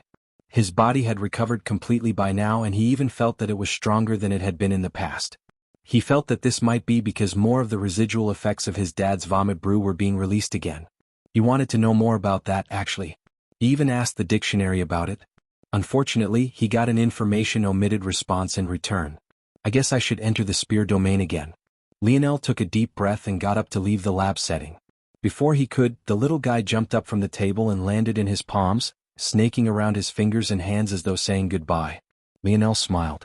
Since he had the force skin gloves on, he wasn't worried. He'll be back tomorrow. A bubble formed on the metal spirit and popped with a boop sound before the little guy hopped back onto the odd table with Wells. He still hadn't given the metal spirit a name. He wanted to listen through Lesson 3 first, since it seemed to be important in understanding the relationship between a metal spirit and a force crafter. He didn't want to make another stupid mistake that could be avoided. Soon, Lionel had made his way to his bedroom after going through grade 1 recovery treatments for his hands. Then, he laid down comfortably, not wanting to bash his head on the floor again, and stretched his internal sight toward the spear domain ring. Lionel felt his body go light again, as though his consciousness had been forcefully sucked out from his mind. When his vision cleared, he was once again in that hellish spear graveyard. Dark reddish-black skies hung above his head, spears of all shapes and sizes were dotted around him, and a heavy pressure that might crush him at any moment rested on his shoulders. This time, Lionel understood a lot more and didn't blindly begin to walk around. He had questioned the dictionary thoroughly before coming here and had learned a great many things. First, this wasn't his real body, it was a manifestation of his self formed of his soul force or spirit, as Lionel preferred to call it. Second, there was a constant pressure being exerted on him not by the world, but by the spears themselves. Each spear was connected the consciousness of the owner it had previously. These consciousnesses were the equivalent of the state Lionel was currently in. As such, they exerted pressure on Lionel's spirit form. The closer a spear was to that massive mountain peak that pierced the skies ahead, the more powerful the consciousness and thus the harder it was to walk forward. At Lionel's current strength, it was already a miracle that he could survive in this place. Usually it would only be possible after grasping spear force. Only then would one be able to resist the pressure of the spears here. However, Lionel's ability gave him a great buff to his spirit that allowed him to circumvent this. Regardless, Lionel could only take a single step and touch a single spear before his spirit gave out. So, he had to be more selective this time. He had gotten great gains from the primitive spear he took out last time, but he didn't want to take up a spear like that again. In order to make full use of the primitive man's combat ability, Lionel had to sink his mind into the same state. However, Lionel wasn't a bloodthirsty, battle-hungry kind of person. He preferred to be calm. Without sinking into that primitive mind state, Lionel could at best use about 70% of the primitive man's abilities. This wasn't bad actually, as it taught him a lot. But it could be better. I'm not good enough in the spear to use his abilities without just copying him, which is why I need to sink into that mind state. But, if I learn more and build a solid foundation for myself first, I'll be able to use 100% without changing my demeanor. For now, I need to find a spear that meshes with my personality better. Something calm and calculating, but filled with a firm resolve. Lionel took his time, quietly scanning each spear in range of a single step of him by turning his head. He didn't dare to reach out with his internal sight, or else he'd be blown away without even being able to choose. After a while, Lionel smiled bitterly. Without his internal sight, he really couldn't make a decision. It was because of his internal sight that he had been able to pick out dimensional cleanse before. But now he could only rely on his eyes. He didn't know enough about spearmanship to make judgments like this. Lionel took a deep breath. I guess I can only choose randomly then. After a while, he made a choice and reached forward. The spear had a wooden shaft as well, much like many of the spears in this starting line, but it wasn't crudely made like the primitive spear. It was made of a flexible light wood that was about 1.8 meters in length. Its blade was just as thin as the shaft and was formed with 4 sides like a prism. The shade and tip were separated by a golden-colored wrap which the feathers of a colorful bird hung from. It was quite a beautiful spear. Though it was made of cheap materials, it was clear the craftsman cared about his or her work, which was why Lionel chose it. But it was a decision he instantly regretted. Once again he found himself in an all-new world, but he didn't even have the mind to take a look around because, when he looked down he found that his chest had suddenly grown 2 massive, soft mounds. And as though that wasn't bad enough, there was a distinct cold draft of wind sweeping through his legs. Why was he wearing a dress? Chapter 104. Lionel could only keep his tears to himself. Since he wasn't able to control himself when he entered the consciousness of the spear owner, he could only be a passive observer. The world itself was nothing special. It didn't have the exotic feel that the jungle of the primitive man had. Instead, it seemed to be a small village, not much different from the first village Lionel and Aina landed in the France zone. The woman was currently practicing her spearmanship on a few wooden targets. The moment Lionel set his sights on her movements, he completely forgot how aggrieved he was just moments before. Each of her strikes carried a blinding speed with them. The slight whistling of the wind that came when it reached the end of its acceleration made Lionel internally shiver. It was perfectly timed every time. Her spear would always reach the peak of its speed just before it hit the target and would leave a hole so perfect that the 4 sides of the spear's blade could be clearly seen. It reminded Lionel of a venomous snake. Her spear would lull one to sleep then suddenly accelerate, only biting down when it had reached its optimal potential. Though she wasn't as savage as the primitive man, Lionel could still sense her underlying venom. She held an ideology no less vindictive and bloodthirsty than the primitive man had. A loud whistle caught the attention of both Lionel and the woman whose body he was in. The lady was soon approached by a group of 3 led by a young man with a bare chest rippling with muscles that seemed carved of steel. They immediately began speaking in a language Lionel couldn't understand, but quite frankly he didn't need to understand to see the leering and lewd gazes they looked at him, or rather her, with. It was only now that Lionel was no longer distracted by the woman's spearmanship that he got a good look at exactly what kind of beauty he was in the body of.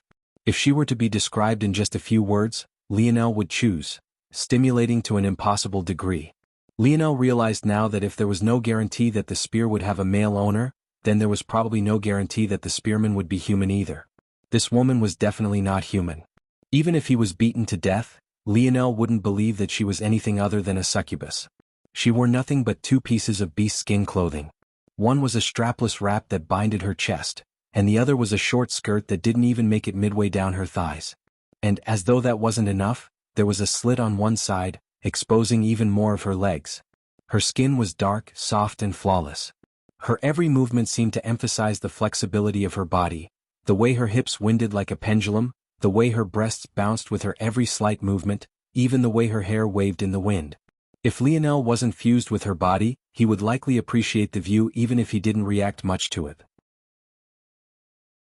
But since he felt jittery and uncomfortable. This feeling only got worse when the woman seemed to start flirting with the 3 men as though she would take them back to her home for a round far more wild than anything Shanghai had tattooed to his body. Please, for the love of all that's holy, don't do this to me. Unfortunately, the woman didn't seem to hear Lionel's screams. Or rather, this world was never designed for her to be able to. She continued to flirt with the three men, making suggestive comments and displaying her tantalizing figure without restraint or embarrassment. However, by the grace of some god up above, when the three men extended what Lionel interpreted as an invitation, the lady turned them down. Then she said something that must have been an insult because the leading man turned red with rage. These men probably thought it would be simple to vent their rage, but what happened next left Lionel, who wasn't even the target of the succubus-like woman, shivering. Her spear was like the stinger of a murderous wasp. Due to the design of her blade, her array of attacks were all variations of a piercing motion. Yet even with the lack of variability provided by hacks, chops and slashes, her moves seemed impossible to deal with. No matter how Lionel simulated, no matter what tricks he used, no matter how hard he tried, he realized that there would only be one conclusion if he were to battle this woman. She toyed with her enemies, a seductive smile curling her soft lips as she stabbed toward them again and again. The three men tried to run away after their pride had been crushed, but the succubus' speed was too dazzling. She fluttered around like a butterfly, cutting off the escape of three of them with ease and a beautiful smile on her face. At some point, other people of their village converged to watch the good show. It wasn't long before Lionel realized that this wasn't their village at all. Rather, it seemed like these three men were outsiders who had been completely ignorant of this woman's power, and now they were paying the price for it. Lionel lost count of the number of bloody holes that filled their bodies. They screamed in agony, wanting to die, but the woman didn't seem intent on letting go of her playthings. A long while later, the screams of the men finally died down. Blood marred the practice grounds, but not a single drop had touched the seductive beauty. In fact, that same smile was still on her face, looking toward the three dead bodies as though they were a masterpiece rather than the corpses of three men who had just been living and breathing. In that moment, the woman's consciousness seemed to turn toward Lionel, something that shocked him greatly. He felt a cold sweat cover his back as her eyes seemed to invite him to play as well. He startled awake, shooting up from his bed. The heaviness of his breath hung in the air as he tried to breathe, his chest heaving. A long while later, he looked at the spear in his hand, his calmness returning to him. A cold gleam was sparked in his eyes. This wasn't exactly the consciousness he was looking for, but Lionel felt that it suited him quite well.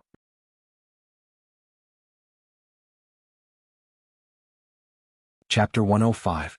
Bonus chapter for 700 Power Stones, smiley face. The chapter for 1050 coming soon. The location was a bustling harbor.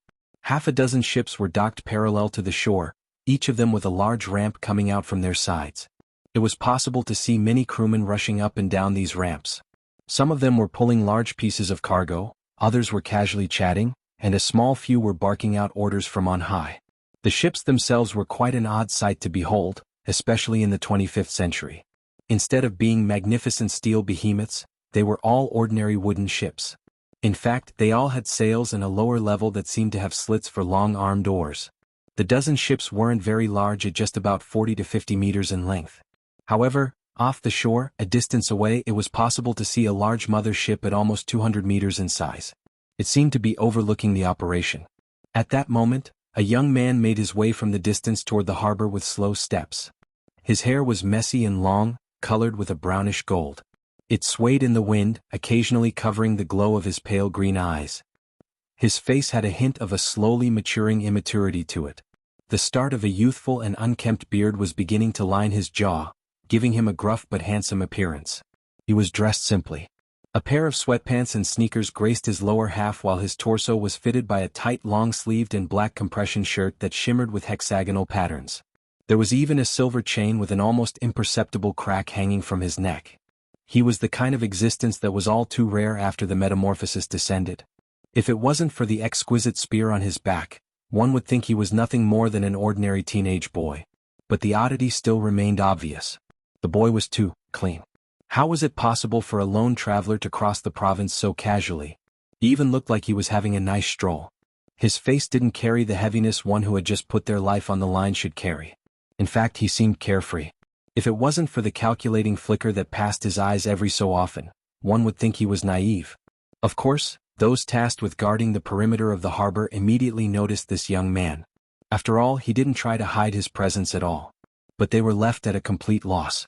How were they supposed to handle this situation? Obviously, their task was to repel weak invalids and report strong ones. But there wasn't exactly a protocol for handling a lone human boy. Hello.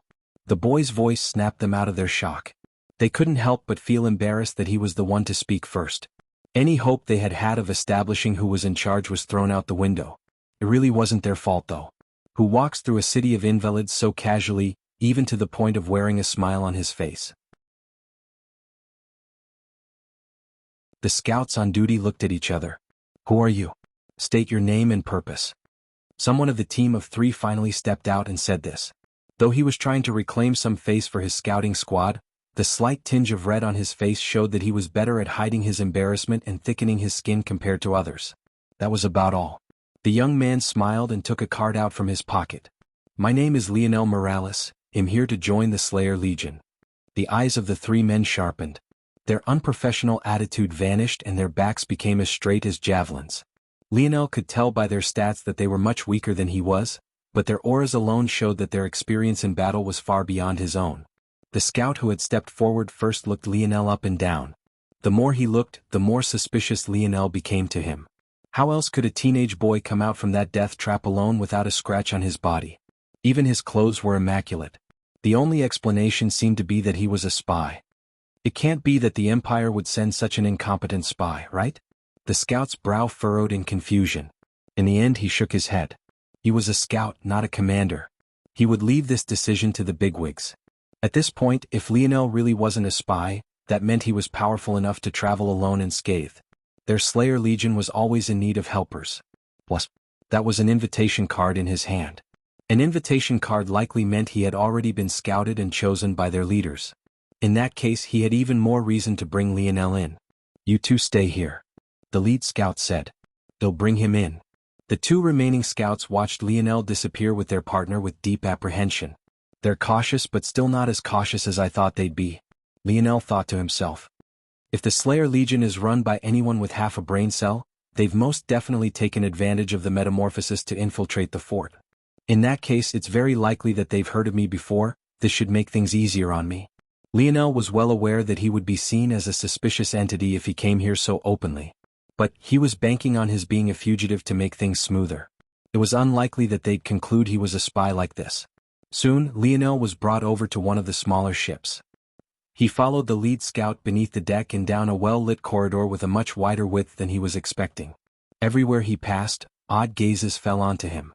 It was obvious that everyone here was quite familiar with one another, so the sudden appearance of a stranger had them all putting their guards up. The knocking of a knuckle onto hardwood woke Lionel from his thoughts. What is it? A rough voice entered Lionel's ears. But he could faintly tell that it had a feminine quality to it. Captain Sela, I've brought a defector. The lower deck seemed to freeze.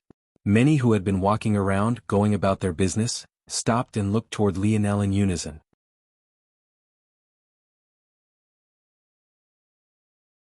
Chapter 106. Bonus chapter for 1050. Pray for me. Lionel scratched the back of his head a bit awkwardly, but that was about all. He wasn't the type of person to get stage fright, he only wished their gazes would be a little less intense. That said, Lionel didn't blame them. After all, it was indeed true that he wasn't very sincere in joining them. He only wanted to make use of them in order to take down Royal Blue Fort. As for the future? Lionel really hadn't thought much about it.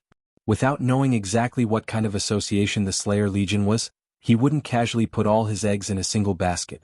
And even though Earth was his home, the matters revolving around James, not to mention the Brazinger clan, was making it seem less and less homely to him. It was obvious to him by now that his father wasn't from Earth. In that case, didn't that mean he had a home somewhere else? The only use Earth had to him right now were the zones it produced. He needed to either clear the first SS grade zone or clear an SSS grade zone so that he could exchange a Tier 9 black reward for a ticket to Terrain. This was all he wanted. Come in. Go on. The lead scout ushered toward the door. Lionel raised an eyebrow. Aren't you going to follow me in? The lead scout and the others who had been staring at him had weird expressions on after hearing his question. After a while, Lionel understood their intentions. It seemed that they had quite a bit of belief in this captain of theirs. Clearly, they didn't believe he had the ability to harm her on his own. They were confident to the point of not even caring to enter along with him. To such a thing Lionel could only shrug. He pushed the cabin door open and entered. What he saw, though, left him a bit speechless. Lionel never thought that he would ever have to use the word burly to describe a woman, but there really was no better descriptor for Captain Sela. She was a large woman of almost 7 feet tall. She was shaped like a round tank with towering breasts that still somehow managed to be smaller than her large gut. One might call her fat, but when Lionel looked toward her, he didn't have that thought. The reason was simple. Though she could be described in such a way, her body was still brimming with power. Lionel even saw through that her speed and agility weren't low at all, even approaching 100. Captain Sela stood from a chair she seemed to trust far too much and walked over toward Lionel. She was silent, but her steps made Lionel feel as though she alone was causing the ship to sway. When she was just half a meter from Lionel, she stopped, towering over him. Despite how she looks, she actually smells quite nice. Why is this scent so familiar, though? Lionel's brow furrowed slightly. Captain Sela looked Lionel up and down. She seemed curious about him. The boy didn't fear her and even allowed her to get so close without flinching. There were very few people within the Slayer Legion who could do such a thing. It was either that this boy possessed some real strength or that he was simply ignorant to the point of stupidity. It was a full minute before Captain Sela felt that she had observed Lionel for long enough. Someone else might have felt too embarrassed to continue on for so long, but it seemed that this captain didn't care. "What's your name?" "Lionel Morales." "Is that so?" "I'm aware of the names of all those the Slayer Legion reaches out toward, but your name has never been mentioned. In that case, why shouldn't I execute you as a spy right now?" Lionel inwardly cocked an eyebrow. He had only told the lead scout that he had come here with an invitation card, but he had yet to tell Captain Sela this. However, after a moment he realized that the card was still in his hands. After observing him for so long, it would be quite negligent of the captain to miss something like that. She remembers all of the names? I doubt that. As an organization that wants to take down the Ascension Empire, they're definitely extremely cautious. Someone I could meet so easily definitely doesn't have high security clearance, so there's no way she would have access to so much information. Even beyond that, let's say that I'm wrong and am simply overestimating this Slayer Legion. An organization like them would definitely need to send out tens of thousands of invitations at worst. If they didn't, they would never have the manpower they needed to match up against a behemoth. There are some risks that come with recruiting on such a large scale, but I doubt the Legion cares about the Empire finding out. Most of the invitations are likely smokescreens. With so many invitations likely sent, it's impossible for her to remember all of the names. In that case, there's another reason she's sure this invitation isn't my own. The first possibility is that invitations come with tiers of their own. This might be a high-level invitation. If it is, there are probably less people who receive it, so it might indeed be possible for her to know that my name isn't on the list. The other possibility is my age. I'm too young. There are too many loopholes to exploit here. The Legion might not send invitations to those as young as me. It's also possible that young recruits are on a short list as well, making them easier to remember. Of course, the last possibility is that she's just guessing. Lionel found his mind running like this all the time these days. He had always been a calculating person, but his ability had amplified it several times over. In just a split second he had already nailed down several theories, one of which was correct. But in Lionel's mind, it simply didn't matter which was the truth. All he needed to know was that Captain Sela was trying to play mind games with him. And in that case he could play some games of his own as well. Lionel smiled. If I took this invitation from someone else and was worried about how you might react to this, why would I tell you my real name? The truth is that this invitation isn't mine, I just happened to pick it up. But my sincerity is true. Captain Sela's eyes narrowed. Lionel wasn't wrong. If he was a spy, he would be the most incompetent spy in history. You'll be given probationary status. All shackled members will retain this status. In the meantime, it'll take you to get your ability and strength registered. When Captain Sela said shackled, Lionel could feel her gaze shift over to his wristwatch as though it was a plague. However, toward this he could only smile bitterly. Does this mean that they have a method of removing this thing? Lionel's eyes narrowed. In that case, it's even more worth it to stay if for nothing else than this. With that, Captain Sela took Lionel to be registered, but it seemed that Lionel was destined to be unlucky. When he wanted his abilities to be underestimated so he could fly under the radar, he was suddenly exposed as a legendary variant. But, now that he wanted the Slayer Legion to approve of his abilities as quickly as possible so he could move up the ranks. Beep.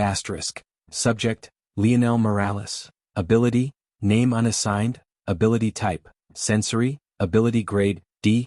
margin of error, critical.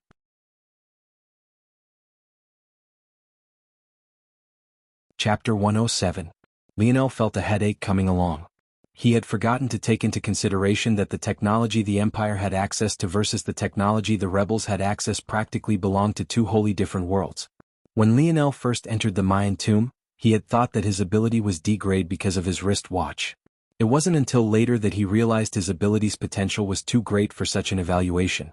In fact, according to his father's dictionary, his ability was graded as a quasi-bronze grade ability, meaning it was on the verge of surpassing Earth's current limits. Simply put, his ability was already a half-step beyond the SSS grade. Unfortunately, the parts of his ability technology on this level could comprehend was too limited. It only sensed a small increase to his perception but not much else. Other than acknowledging that there was a high amount of error, the machine didn't respond to Lionel's tears. Degrade, huh? Not the best but not too horrible, I guess. As a sensory type you'll be pretty good for scouting. We've been planning on expanding our perimeter units anyway. Captain Sela casually spoke, not noticing Lionel's darkened expression. I was wondering how you managed to get here unscathed. It seems that your sensory ability should be good even amongst degrade abilities, HM? A critical ranked margin of error, though? I've never seen this display before. Lionel sighed. There was nothing much he could do about this. He really hadn't used his sensory abilities to make it here. Well, he had, but not in the way Sela thought. He had even sought out opponents. The only reason he looked so clean was because of the self-cleaning function of his silver chain necklace. Seeing that Lionel was just an average talent, the curiosity the other crewmen had toward him lessened. D-grade talents? They had too many of them. Still, it was a bit of a relief that he wasn't an F-grade talent. It was widely known that F-grade talents were of little use. In addition, since Lionel's ability type wasn't physical, he was more useful than a usual D-grade talent as well. Overall, he was a decent addition, but nothing worthy enough for them to take time out of their busy schedules to inquire about. All right. Captain Sela clapped her meaty hands together. I'll assign you to Scout Leader Zhang. You've come at a good time, we still have a bit more things to do before we set off, so this is a good time to train new recruits. As though trying to shoo Lionel away, Captain Sela passed off her duty of leading him to someone else. In truth, it was already a huge show of respect for her to lead Lionel to his assessment personally. She probably saw something special in him when he faced her without fear. But it seemed now that of the two options, him being powerful versus just being ignorant, the latter was the truer statement. In that case, she had no reason to stay around him as the captain of her own ship. You're the new recruit? Lionel Morales, is it? A sensory ability? Good. The scout leader was quite a skinny, willowy man of average height. His body wasn't very impressive, especially since he seemed to be getting on in age, but his eyes were sharp and his tongue was fast. Lionel guessed he wouldn't only be good at scouting but would be a great undercover agent as well. Captain Zhang spoke quickly, not allowing Lionel the chance to get in a few words for himself. Originally, he had thought that the others just thrust the new recruit to him because they all looked down on scouts. But, seeing that Lionel had a sensory ability, his mood brightened. Usually, those bastards in upper management just throw the useless trash to me and expect them to come out like treasures. Why those useless idiots don't understand just how good scouting can save lives is beyond me. Lionel was speechless. He thought that everyone was scared of Captain Sela, but this scout leader Zhang disparaged her without regard for even his own image. It wasn't like Lionel was the only one here either. Even the recruits he was taunting as useless trash weren't all that far away. As the scouting unit, they didn't have a ship of their own. Rather, they were separated between the ships. So, it could be said the scout leader Zhang was the only captain-level personnel without a ship to command on his own. Since they were currently docked, the scouting units were given a large military tent to act as their temporary base. The tent alone was at least 10 meters tall and 20 in radius. So, it was safe to say that most, if not all, of the off-duty scouts were here. But he didn't hide his voice at all. After ranting and praising Lionel for what seemed like hours, Captain Zhang finally passed him on to a man by the name of Malt. You'll be placed in Scout Leader Malt's squad. Ask him anything you want to know about. Depending on your performance, we can talk about your future prospects at a later date. Captain Zhang gestured toward a man almost a head and a half shorter than Lionel. He seemed quite young, not even 30, but he was already balding. Despite this, he had a wide smile on his face as he happily greeted Lionel. Scout Leader? Lionel had a weird expression on his face. Captain Zhang was called Scout Leader by Captain Sela. But now Captain Zhang was calling someone else scout leader? Malt laughed heartily and put his arm around Lionel's shoulder. It was quite a comical scene since he had to stand on the tips of his toes, but he didn't seem to mind at all. He began to whisper in Lionel's ears as though they were already close friends. "I'll let you in on a secret, little brother. I heard through the grapevine that Captain Sila and Captain Zhang were once quite close. It didn't end well, apparently. So now they're always at each other's throats and never hesitate to take subtle jabs at each other. Captain Zhang's biggest insecurity is that he doesn't have a ship of his own to command. But Captain Sila always pokes like this, dropping his captain title and calling him scout leader." Though Malt continued to speak as he led Lionel toward their destination, the latter was internally shivering. He couldn't help but remember how big and burly Captain Sila was. Then he compared that to Captain Zhang's skinny figure and his graying hair. What an interesting couple. It seemed love really was blind.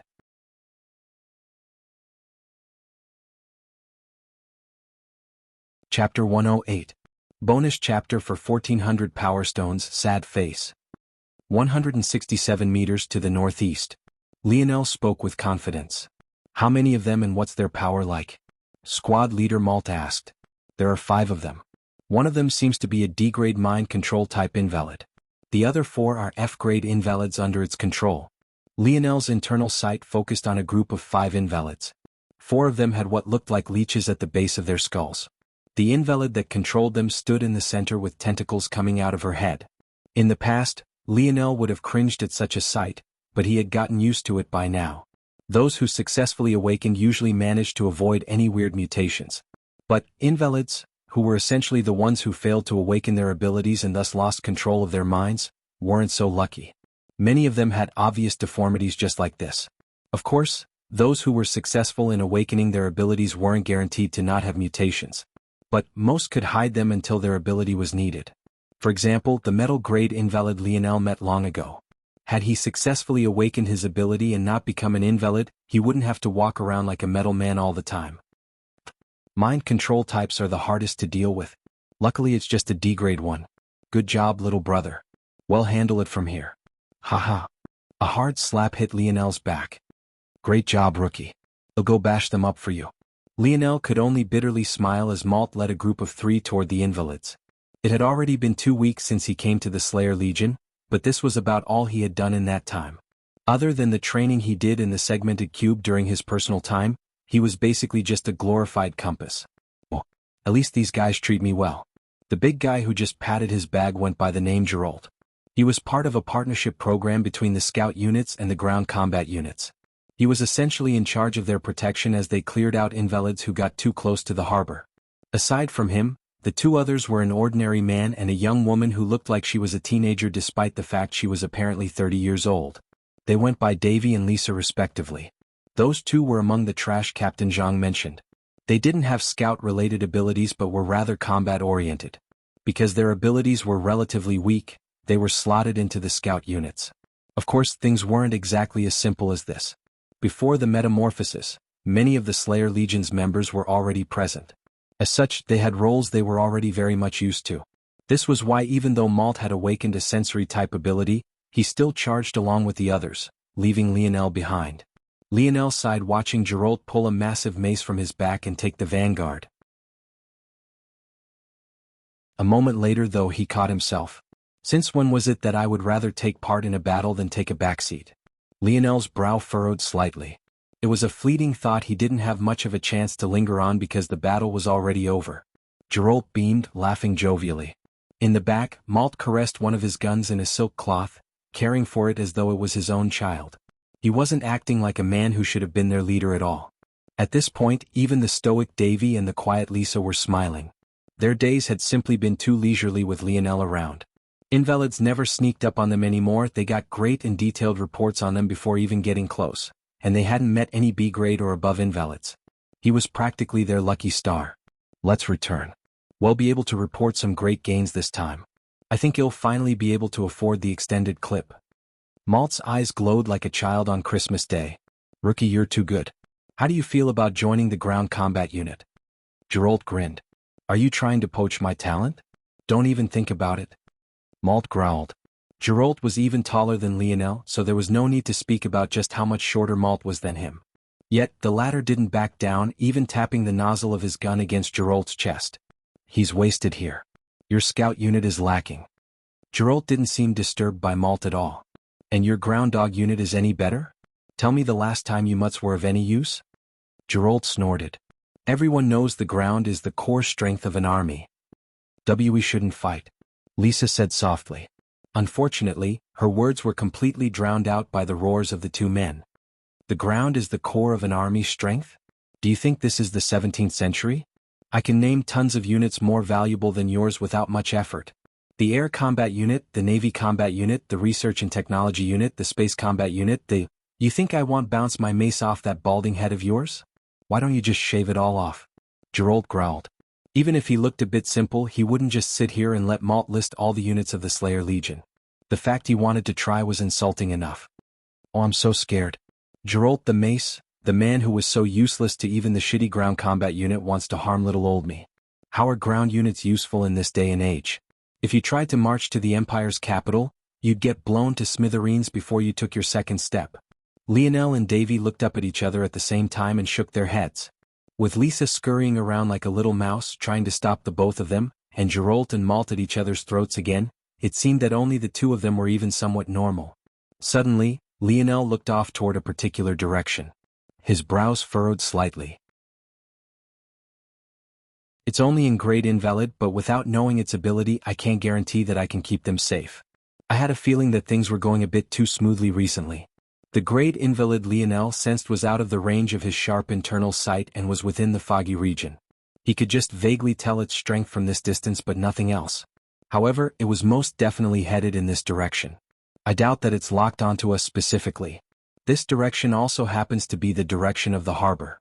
This is a good opportunity. At first, Lionel felt that it was unfortunate that he was being underestimated, as this would slow his plans. But after some more thinking, he realized that this wasn't as bad as he thought. If he was too powerful, the Slayer Legion would always put their best foot forward in his presence. It would be easier to judge a person's character by how they treated those weaker than them. From what I've seen, the strongest amongst them only has a B-grade ability. And Great Invalid is definitely a huge threat to them, potentially catastrophic. He'll observe for a bit.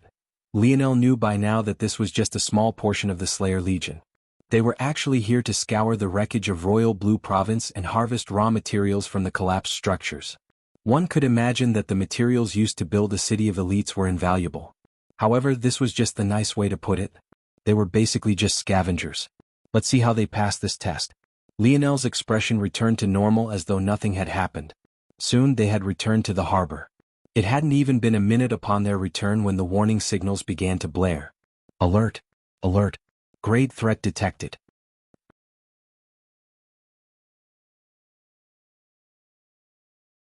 Chapter 109. Geralt and Malt, who had still been at each other's throats, froze on the spot. Grade. They mumbled these words together, the fear in their eyes evident. At the same time, they felt quite lucky that they had managed to return to the harbor. At that moment, the 6 captains rushed out from their ships while the 7th, Captain Zhang, left his tent. Each began barking out orders, but it became very obvious, very quickly, that there simply wasn't much time to prepare. Come on, we're under Captain Sella's charge. Malt finally began acting like a squad leader again. Lionel frowned. Not Captain Zhang? No.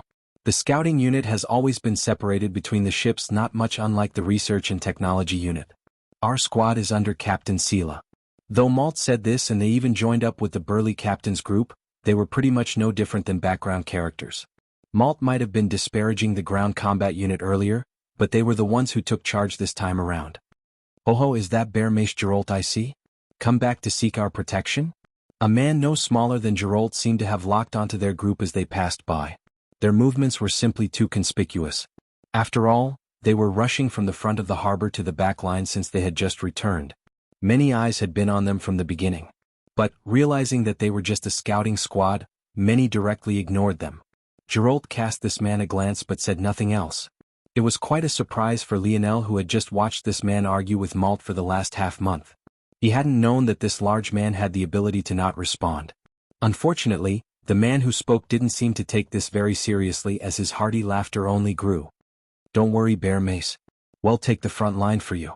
Wouldn't want another squad wipeout on our hands, it's best that you observe from a safe distance. Geralt's steps paused for a moment, his eyes narrowing. But once again he said nothing. The man's laughter was chorused by his squad around them, but no one else said anything. The moment was too tense. Honestly speaking, they took this as a reprieve from the looming danger. Even Captain Sela, who was present for the entire matter, didn't say anything. Lionel frowned. There's a battle that's going to be happening here soon. I think it's better you focus on that rather than getting some meaningless jabs in. For Captain Sela's troop, hearing Lionel's voice was probably the last thing they expected at this point. Many eyes couldn't help but turn toward him. However, what they saw left them furrowing their eyebrows. He was too young. He looked too fragile. No matter how they looked at it, he was just a rookie who was getting involved in something he shouldn't have. But at the same time they found it hard to directly refute his words. I didn't know Bear Mace had fallen so low that he needed a kid to protect him now. Boy, you should stay away from this one. He's a blight wherever he goes. There's a reason we call him. I get it. Very funny. Bear Mace is quite a clever nickname.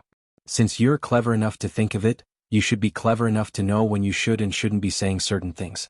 You're a grown man, why are you acting like a petulant child? Lionel. The sudden voice of interjection made Lionel frown. All this time, Captain Sela hadn't said a word, but she was suddenly speaking now? To the man who was the target of Lionel's barrage of words, though, she was like his saving grace. If it wasn't for the possibility of him losing too much face, he would probably bow his head and thank her at this very moment. Lionel's gaze met hers but he didn't respond. That's enough. Captain Sela continued with furrowed brows. Lionel's expression didn't have much of a change, but he was inwardly disappointed. I see. He said plainly. Let's go then. The second part of his words were aimed toward his squad. There really wasn't much time left, they didn't have the luxury of lurking around here any longer. He had had a good impression of Captain Sela, but he didn't think that she'd be this kind of person. He had an idea of why she had done it.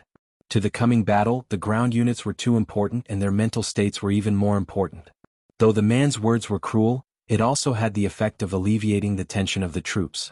But after Lionel berated him, they had become high-strung once more.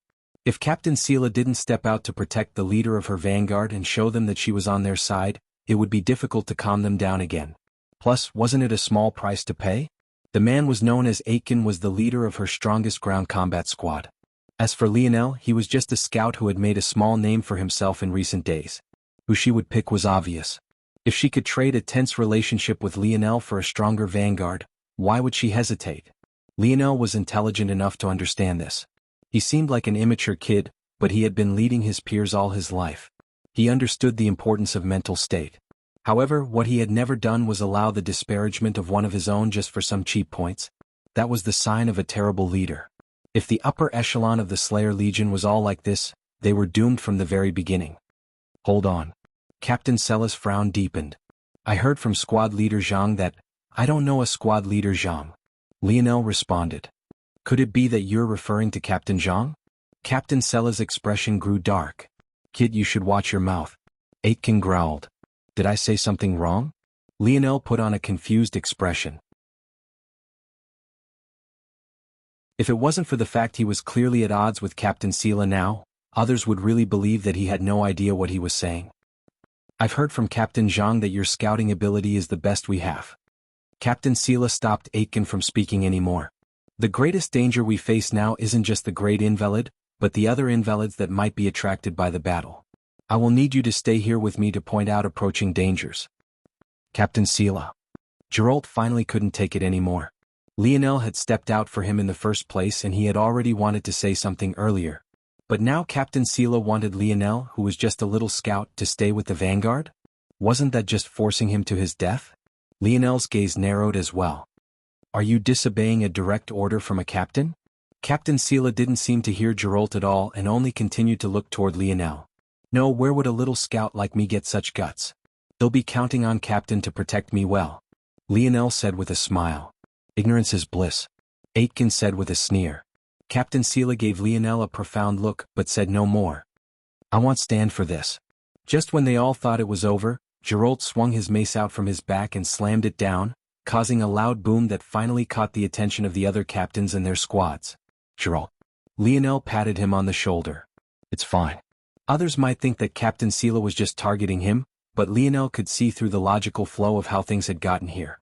Maybe had he not corrected her about Captain Zhang's title, she wouldn't have reacted this way. But, regardless, it didn't matter much to him. And Great Invalid? He had killed 7 even before forming a single force node. Plus, there wasn't any time left to argue about it. It'll be fine, Captain Sela will protect me. Get to the back quickly. In the distance, the invalid was already approaching. But what Lionel saw made him frown slightly. That's not an invalid. A gorilla-like creature which was 2 meters tall even when walking on its fists slowly approached.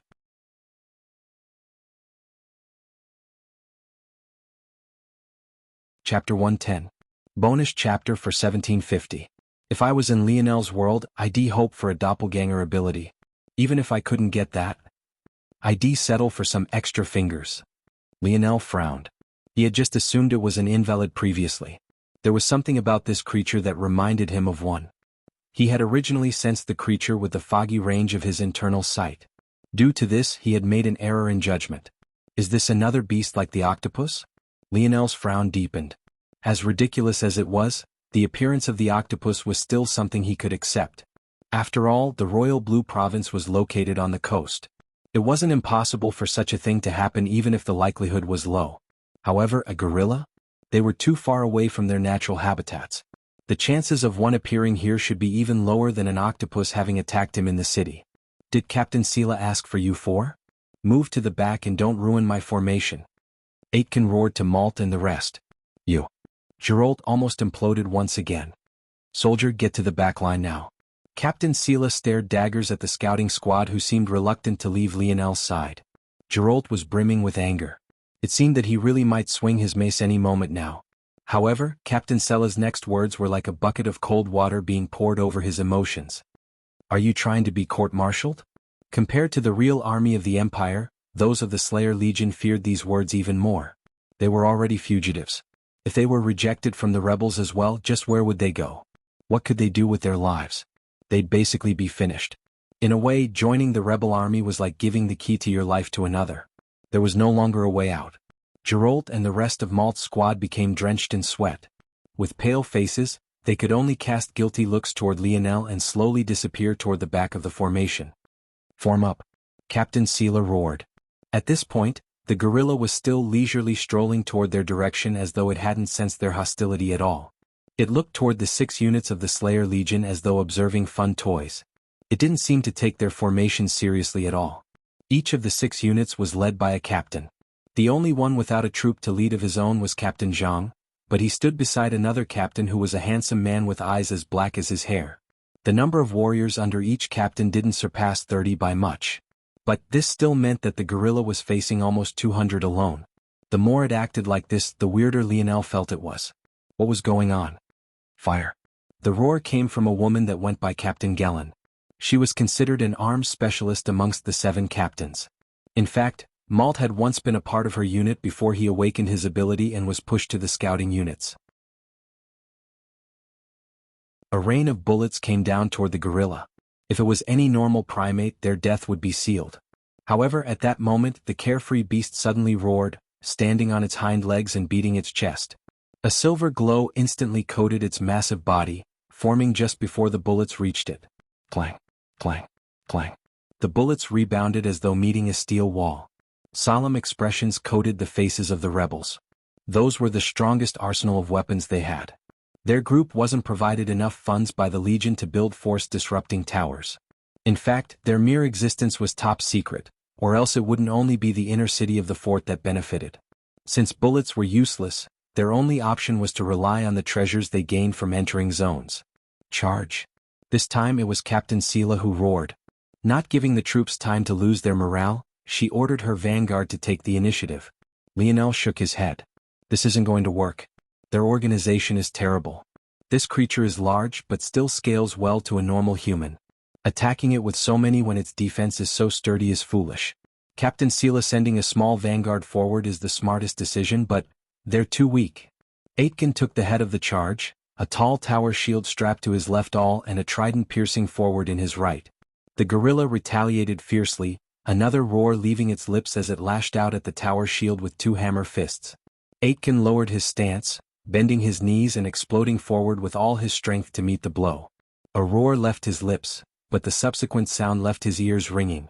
Aitken slid back against the ground, crashing into his squadmates and knocking them off their feet. Their forward momentum was completely thrown off and half of them lost the ability to attack in the blink of an eye. Captain Sella's expression changed. It wasn't just her either. Even Lionel's own expression changed, albeit for different reasons. First, this gorilla was no normal grade threat. It was most definitely infinitely close to the S grade. And second, the activation of that silver barrier had caught the attention of several invalids. That's impossible. The dictionary said that invalids ignore threats from other species. What the hell is going on? Captain Sela and the other captains grit their teeth to join, but Lionel stopped them. Captain Gellin. Captain Ramon. There are 3 groups of invalids coming from 2 o'clock. The strongest of them is of the B grade. Captain Patrice. Captain Sayer. Captain Gerard. There are 2 groups of invalids coming from 11 o'clock. There are 2 B grade invalids with them. The voice was one many of the captains and rebels didn't recognize. But there was something about its confidence and fullness that made them believe the words. However, just when they were about to move according to his words, Captain Sela interrupted. Boy, know your place.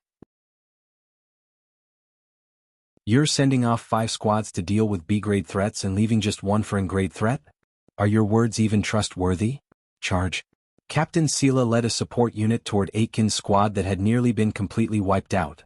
Her words seemed to snap the other captains awake. Those who had seen Captain Sela's conflict with Lionel earlier even thought he had done this on purpose in order to push her toward her death. Several unsatisfied gazes landed on Lionel, leaving him shaking his head.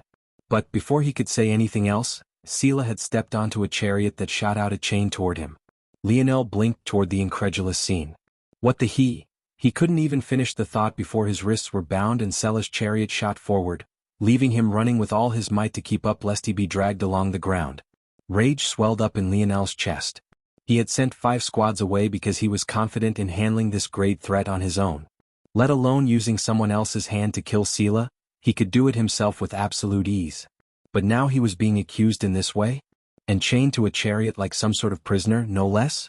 Even a man with 10 times the kind disposition Lionel had would feel endless fury at this point.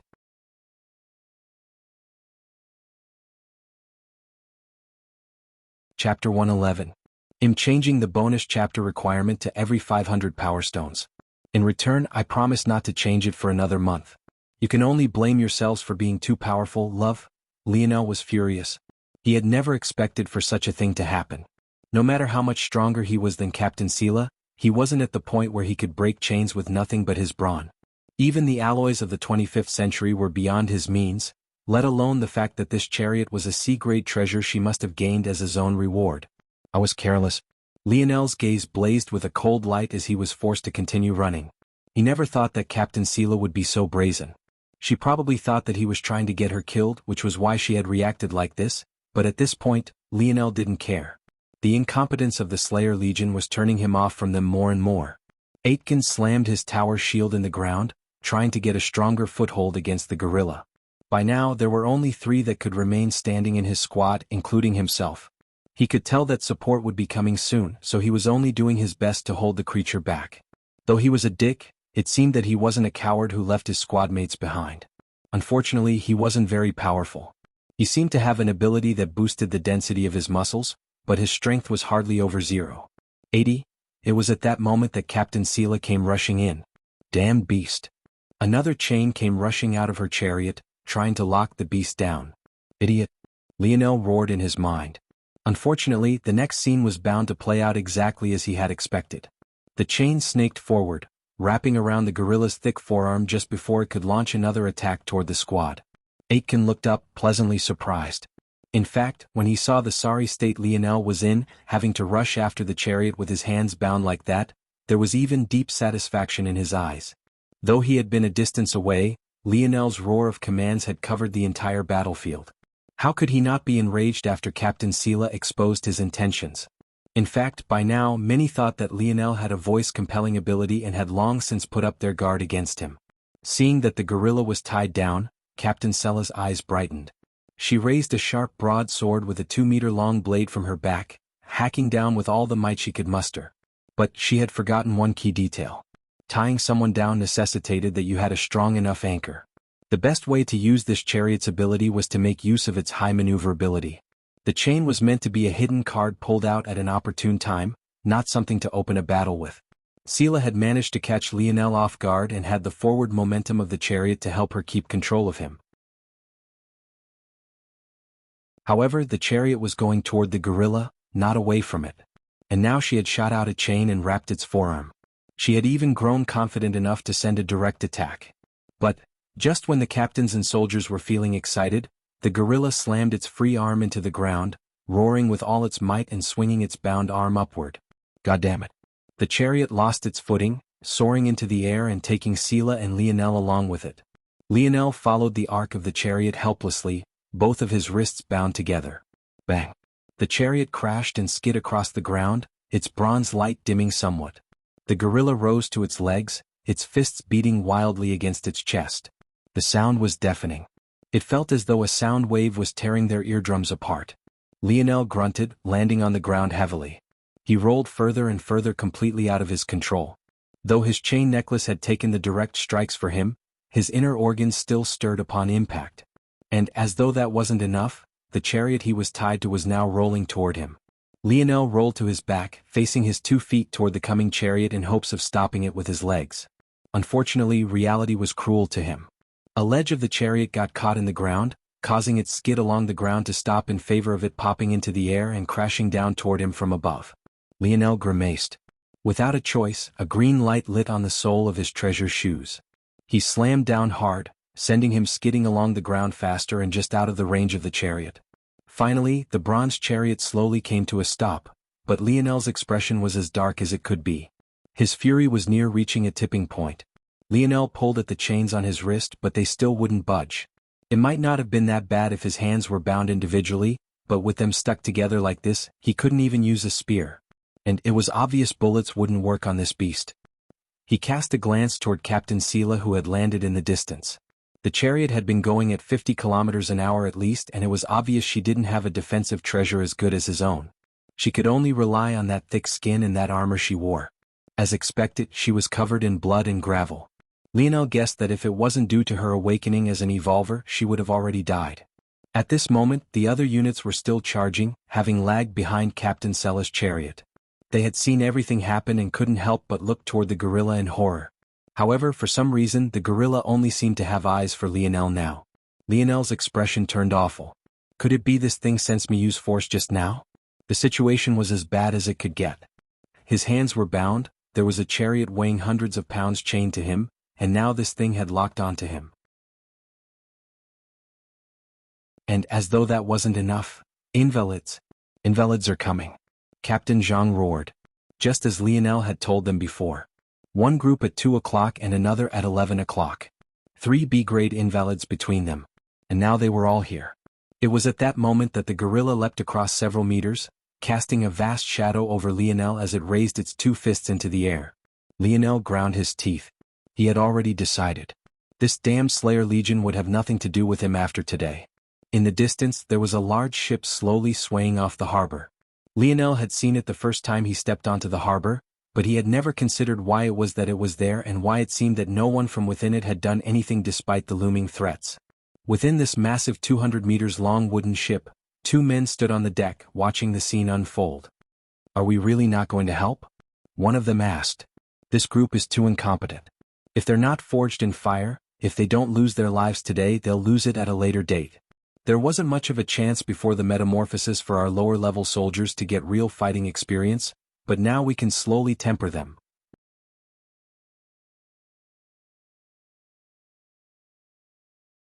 Chapter 112. For those who missed the announcement, for the month of August, DD will be transitioning to a 2-chapter-a-day schedule. In addition, it'll be uploading later in the day my time due to this, 6 p.m. Eastern Standard Time. Love. The Slayer Legion units were in shock. The gorilla directly ignoring them and jumping after the boy they saw as nothing other than a scout who overestimated himself and infuriated Captain Sela was completely out of their expectations. "Rookie!" Geralt and Malt's shrill cries reached Lionel, but they were simply too far away to do anything to help. Lionel was on his own. At that very moment, Aitken and his injured squad members were taking advantage of the gorilla being distracted to retreat as quickly as they could. It became obvious that they had no intention of stepping into those muddied waters again. Even Captain Sella's life and death was unknown at this point. Why would they risk themselves for a boy who was just being so arrogant mere moments ago? To the units of the 6 captains, Lionel was essentially finished. Still, the only ones who felt even the slightest shred of remorse was Captain Zhang, who brought Lionel into his unit, and the 4 squad members he had spent the last 2 weeks with. Still, none of them could do anything even if they wanted to. However, Lionel, the person in question, watched on with a cold expression. Timing his escape perfectly, he darted forward, leaping just out of the range of the gorilla's descending hammer fists. He pulled on his chains hard, taking advantage of the heavy chariot and his own strength to sweep the chain across the gorilla's ankles and knocking it off its feet.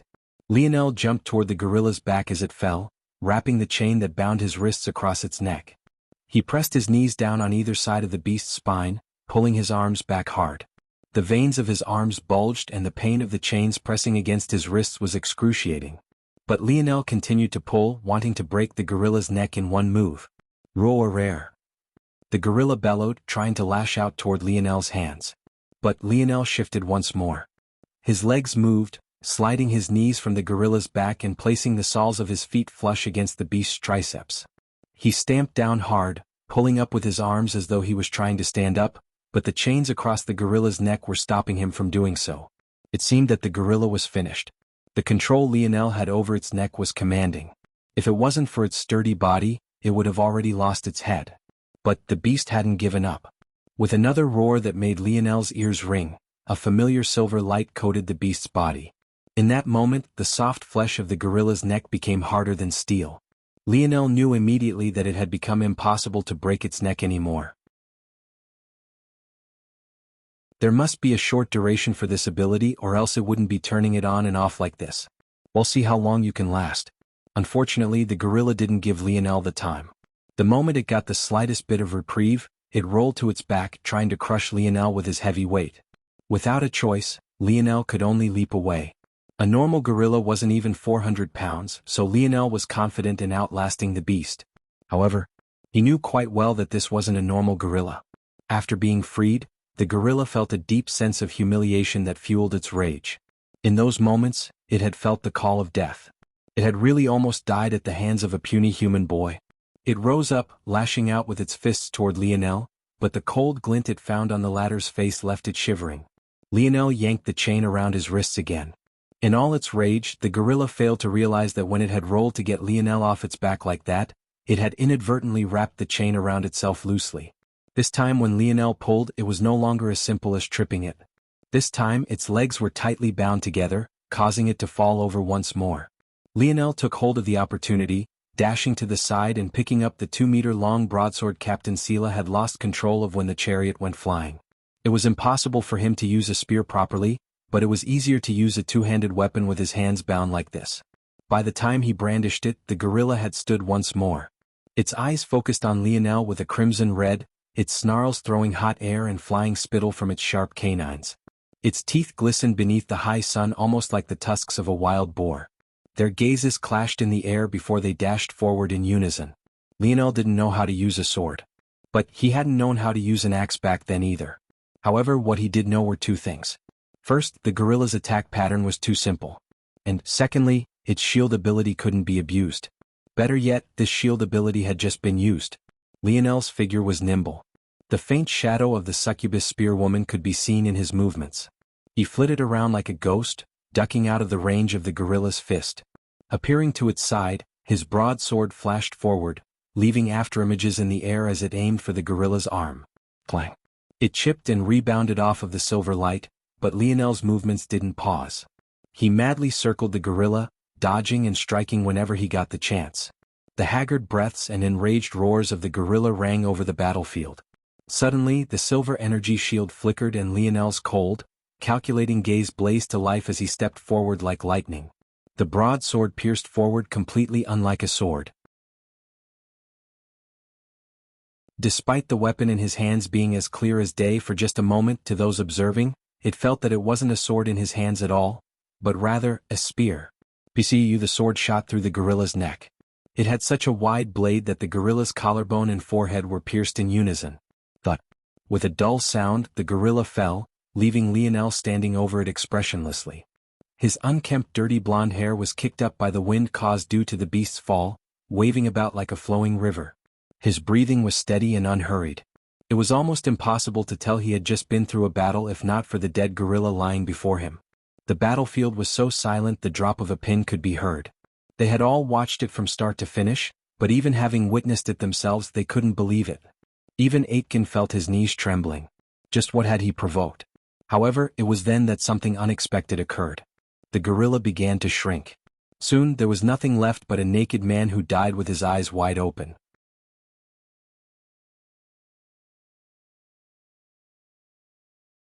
Chapter 113. A man? Lionel's pupils constricted.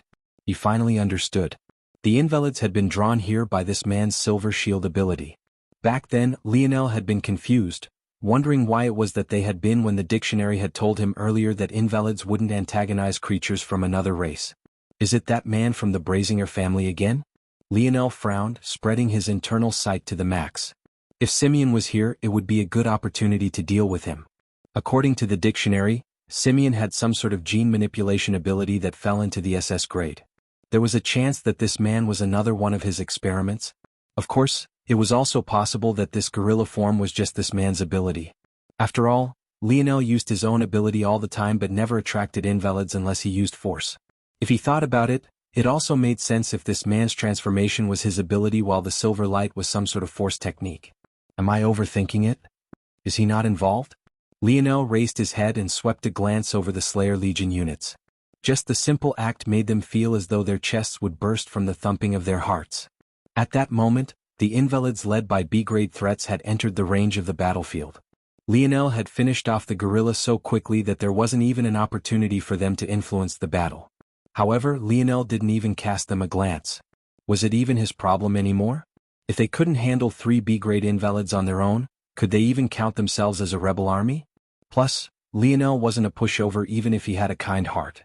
After seeing Captain Sella's ridiculous actions, none of them stepped forward to say something, let alone help him. I guess I was expecting too much from them. What could an organization that's done nothing but lose to the Empire for decades possibly have to offer? It's better if I just hone my force crafting and clear zones as well. It won't take me more than a year to have enough trump cards to deal with the junior Governor Duke and that man from the Brazinger clan. Then I can go and find Aina.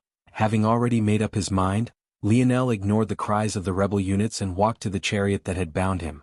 Soon he looked through the mechanisms and found what he needed to release the chains from his hands. Lionel sighed, rubbing his bruised wrists. I was too reckless this time. If I had been prepared for anything, I wouldn't have gotten caught like that. In the end, he was too inexperienced and had grown too confident. It was fine to be confident, but it had to come from a place of knowledge and strength. Lionel had the strength, but he was still lacking in knowledge. In this world, there were too many unique abilities and treasures he had to account for. Getting caught off guard would happen frequently. The only way to perfectly combat this would be to be cautious.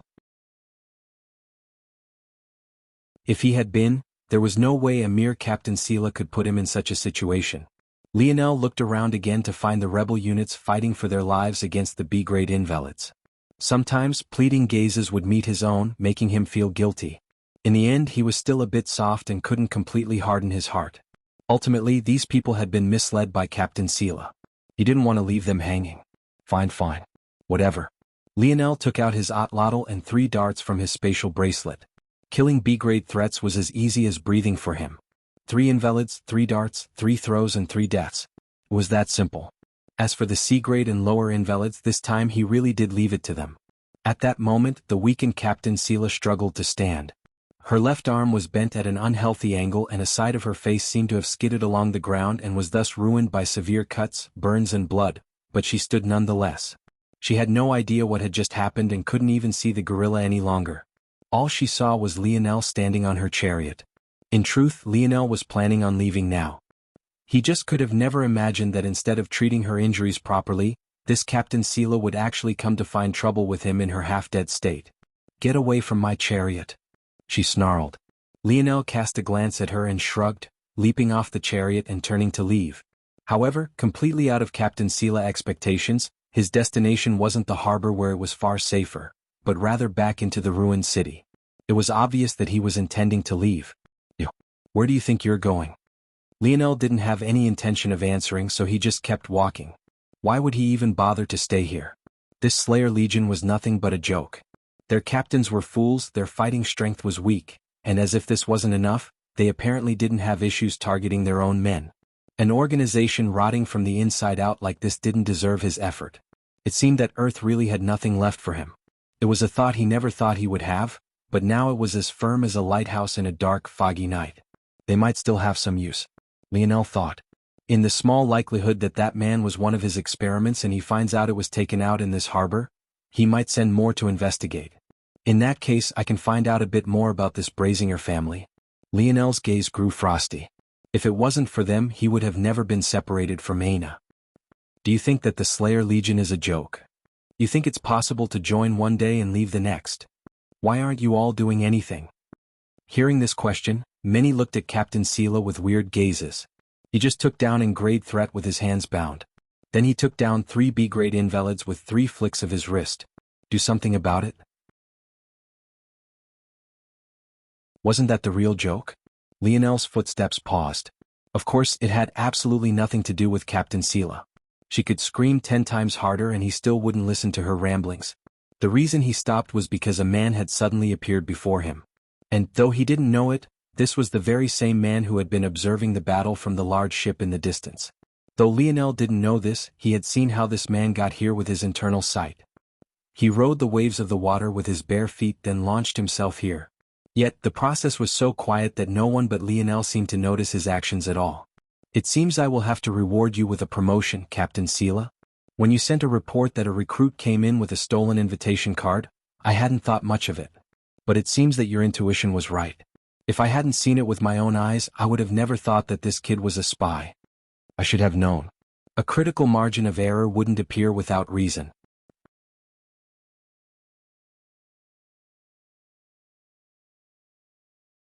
Chapter 114. Lionel cocked an eyebrow. There was something weird about this situation. It was missing the edge it should have, or maybe it was something else he couldn't quite put his finger on. However, Lionel had already suffered once today from not being cautious enough. He had no intention of making the same mistake twice. Instead, he silently observed, his senses primed to their peak. He seemed to be relaxed, but there wasn't a single detail within 200 meters of him that he missed. Captain Sela's eyes flashed with happiness when she heard the man's words. As a captain, of course she knew who this man was. Make things a bit easier on yourself, young man. Don't resist and come with me. It's no wonder you all have never stood a chance against the Empire. Even in the 25th century, there were certain offensive things one should never say. Racial slurs, culturally insensitive phrases, ignorant and uninformed statements. However, even among all of these things, maybe saying such a thing amongst a field of rebels was amongst the worst. At that point, even the carefree man who had just rode a wave to block Lionel's path had a stiff expression. If Lionel could read the man's mind, he might have felt a little bad. The truth was that this man hadn't come here to make trouble for Lionel. He had said those things, but that was only to keep up a certain facade. He had good reasons for treating Lionel the way he did, and if the boy just cooperated a little bit, he would know the reasons why in just a few moments. But this boy just had to go and say these things. Why was he so brazen? Doesn't he know that he's surrounded by 200 people? Even if he took down the gorilla, he would die meeting such a large group as long as there was one person near his battle strength. As far as the man was concerned, Lionel could at best match him. In that case, getting into a fight with their group would only lead to his death. Ah, damn it, kid. How am I supposed to continue now? If I don't respond with anger, those with eyes here will get suspicious. But if I do fight you, how can we end this peacefully? Damn it, damn it. At this point, the man realized he had acted a bit too rashly. He should have approached with a better plan, but this was the best he could do in such a short time. If he waited any longer, Lionel would have left. After Lionel left, there was no guarantee that he wouldn't be secretly watched by others. In this case, it would be even more suspicious if he tried to meet him in secret. Even if by some miracle he managed to successfully meet Lionel after he left without alerting anyone else, there was no guarantee that he would be able to sneak Lionel back like he wanted to. This should have been the perfect opportunity. He should have been able to arrest Lionel while showing favoritism he shouldn't have. Then he would have been able to imprison him and thus gain a perfect excuse for why Lionel was with them. In this way, those keeping an eye on the rebels would underestimate them more, thinking that their leaders were trash for getting rid of a talent like Lionel for short-term benefits. And at the same time, they would be able to secretly bring Lionel to their side and gain yet another hidden trump card. Everything was so perfect, but this boy was displaying too much confidence, which left the man uneasy. Suddenly, something that should have been a simple task became incredibly difficult, and there was no longer a path for him to take it easy on Lionel. Damned hot-blooded kids and their damn pride, fuck. With no other choice, the man's face twisted into a feigned rage. "Kit, you sure have a big mouth," he growled. "Remember this well, I am Lieutenant Damien Warner. Today I'll teach you a lesson on behalf of your parents." Lionel's expression darkened. He couldn't read the man's mind. Even if he found this situation weird, he tossed all thoughts of finding out what was wrong after hearing such words. His dad had disappeared to who knows where, but that didn't give this man the right to comment on it. Lionel's aura grew heavy, the silver pole of his bike appearing in his hands. Damien realized that there was something wrong with the atmosphere almost immediately, but by the time he realized he might have said something wrong, the blunt tip of Lionel's rod was already before him. Shit. This speed, this technique, this strength. Each and every one was far beyond Damien's expectations. He felt as though a whole world was bearing down on him and that no matter what he did, he wouldn't be able to dodge. The shadow of a spear was projected into his mind. He couldn't help but think, if this was a spear, wouldn't I be dead now? Damien quickly crossed his arms, taking the brunt of Lionel's strike with his forearms. Bang! Without suspense, he was sent flying. It wasn't until he had moved back almost 10 meters that the ground beneath him suddenly awakened, stretching up into the skies like a wave and catching him like a soft pillow. Lionel's eyes narrowed. It seems his ability isn't as simple as water control. This is an S-grade power at worst, and I still feel like I'm underestimating it. Lionel was using his rod instead of his spear because he wanted to separate himself from the influence of his spear domain lineage. He felt that his comprehension of his lineage factor was too weak and that the only way to find out exactly what made it tick was by comparing his abilities with it and without it. In addition, he felt that he didn't need his lineage factor to defeat this man. However, this ability put quite a bit of pressure on him. He had only seen a small glimpse of it, but he saw endless possibilities. If this man was even somewhat competent, he too should be able to handle great threats just as easily as Lionel did. What Lionel didn't know was that the man's expression was growing gloomier and gloomier. Having sensed Lionel's strength, he realized that taking him in like this would be even more difficult. As if things weren't bad enough. His arms were broken. This little devil. No wonder he embarrassed Royal Blue Fort and the Luem family like that. Who created this little monster? Damien's arms hung limply to his side, wanting to shed real tears when he saw Lionel charging toward him again.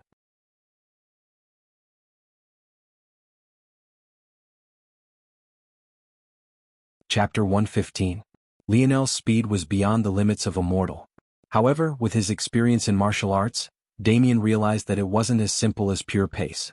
There was something odd about the rhythm of Lionel's steps that made him seem even faster than he was, as though he was approaching from all sorts of impossible angles at once. How is this possible? I've immersed myself in martial arts for decades. Why can't I match up against a little boy? Damien roared in his mind, but he realized that he couldn't allow this to continue in this fashion and for so long at that. However, what he didn't know was that Lionel was disappointed by his performance. I'm still missing something. She was far better than this. However, as soon as this calculative thought appeared in Lionel's mind, it was thrown out. This wasn't because it was wrong, but rather because he was pissed. First, this Slayer Legion was incompetent to the point they rated his ability within the D grade. Then he was targeted by one of their captains without reason. To make matters worse, that captain had actually tried to kill him. All of this was already enough to push someone to the edge. But, as though they wanted to make sure he was aware of just how worthless this organization was, this prick had appeared and actually mentioned something about teaching him a lesson in place of his father? In what felt like the blink of an eye, Lionel had appeared before Damien, his body sinking into a low crouch that concentrated all the torque of his hips toward the ground and rebounded it back up toward his piercing rod. It was a beautiful synchronization of the primitive man's body control and the primitive woman's speed. Damien fell back, a fluid pillar of earth appearing before him and Lionel. As though expecting this, Lionel's steps shifted. His body flitted across the air, leaving shadows in the wake as he slid to Damien's side, only to find another wall of earth waiting for him. These walls aren't solid. In order to move them, he's sacrificing the sturdiness of the earth. But since he can't manipulate material without negatively influencing its rigidity, How is it that he could ride a wave like that? Lionel didn't dare to come in contact with Damien's wall of earth, he could only continuously avoid it. Who knew if this was Damien's ploy? If he entered the seemingly fluid earth and Damien solidified it, it would be too late to regret it. Even as Lionel felt that he was getting a headache trying to deal with Damien's ability, Damien himself was in an even sorrier state. His arms weren't broken to the point of suffering a clean snap, but there were most definitely several fractures. Regardless, his arms were as good as useless. Now, with his arms in this state he couldn't use weapons. And even if he could, he didn't want to draw a gun on Lionel lest he accidentally kill the kid. How could he know that Lionel didn't have to worry about bullets due to his quasi-bronze chain necklace? Lionel frowned, retreating explosively only to find a wall of fluid earth blocking his path backward. Not good. Completely out of expectations, instead of continuing to retreat, Lionel firmly planted and shot forward with everything he had. At this point, even Damien was caught off guard. He had thought that Lionel would continue to run, trying to escape the range of his abilities. However, while Damien was trying to end this peacefully, Lionel still believed this was a battle he might lose his life in. In such a case, he wouldn't take a chance on guessing where Damien's range ended. If the range was within 10 meters, Lionel might be able to escape. But, if it was 10 times that, Lionel would be trapped and then his life would be in the hands of another. However, if he was as close to Damien as possible, he wouldn't trap himself, right?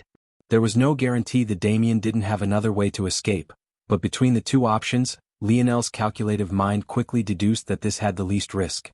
Damien's eyes flashed. At that moment, the land Lionel was running on suddenly began to sink.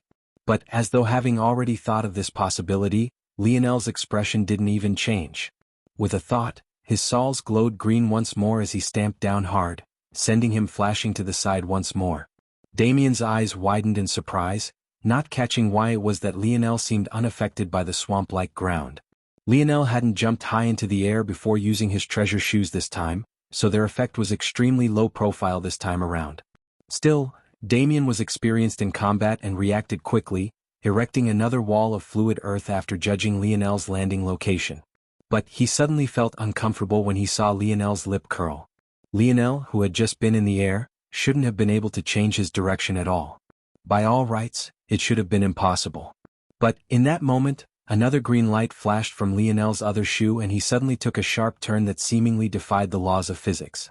Damien hardly registered what had happened when Lionel had shot through a gap in his walls of earth. He panicked, trying to quickly close them down into a cage. But it was too late. Lionel's foot slammed into his chest, pushing him to the ground. Damien's vision spun and by the time he could see again, he felt a cold rod pressing against his throat. From the outside, all the rebels saw was a half-sphere of fluid earth. Lionel and Damien were completely blocked from their view, but they still were left stunned. This sort of battle, had it really been between two humans? Even if it wasn't as exaggerated as the earth splitting and sky shattering, it was still enough to leave them in awe. Captain Sela especially felt as though a lump had been firmly lodged in her throat. This sort of battle prowess? Degrade? Which bullshit engineer built the machine that said his ability was degrade? Wait. What the rebels could have never expected was that the Lieutenant Damien they all respected so much had put his hands up in surrender. Lionel had his silver rod on his throat and a foot on his chest. Was it really possible for him to do anything else but this? Lionel frowned. The smartest thing to do would be to apply pressure and break through Damien's throat now, but he hesitated hearing his words. Damien sighed in relief seeing that Lionel didn't act to kill him immediately. I know you're angry with me, but I had to do things this way so that you could join without attracting the eyes of others. The lieutenant obviously didn't want to play with his life anymore, so he immediately got to the point. Lionel frowned. Could it be that the Slayer Legion wasn't as useless as he thought? However, he had no intention of releasing Damien so easily. His ability was too powerful. If he was a bit more experienced with it, Lionel would have been finished. This encounter truly taught Lionel the terror of abilities. Keep speaking. I won't release you until I hear something worthwhile. You better be quick as well. If we stay here for too long, your plan will fail even if you convince me.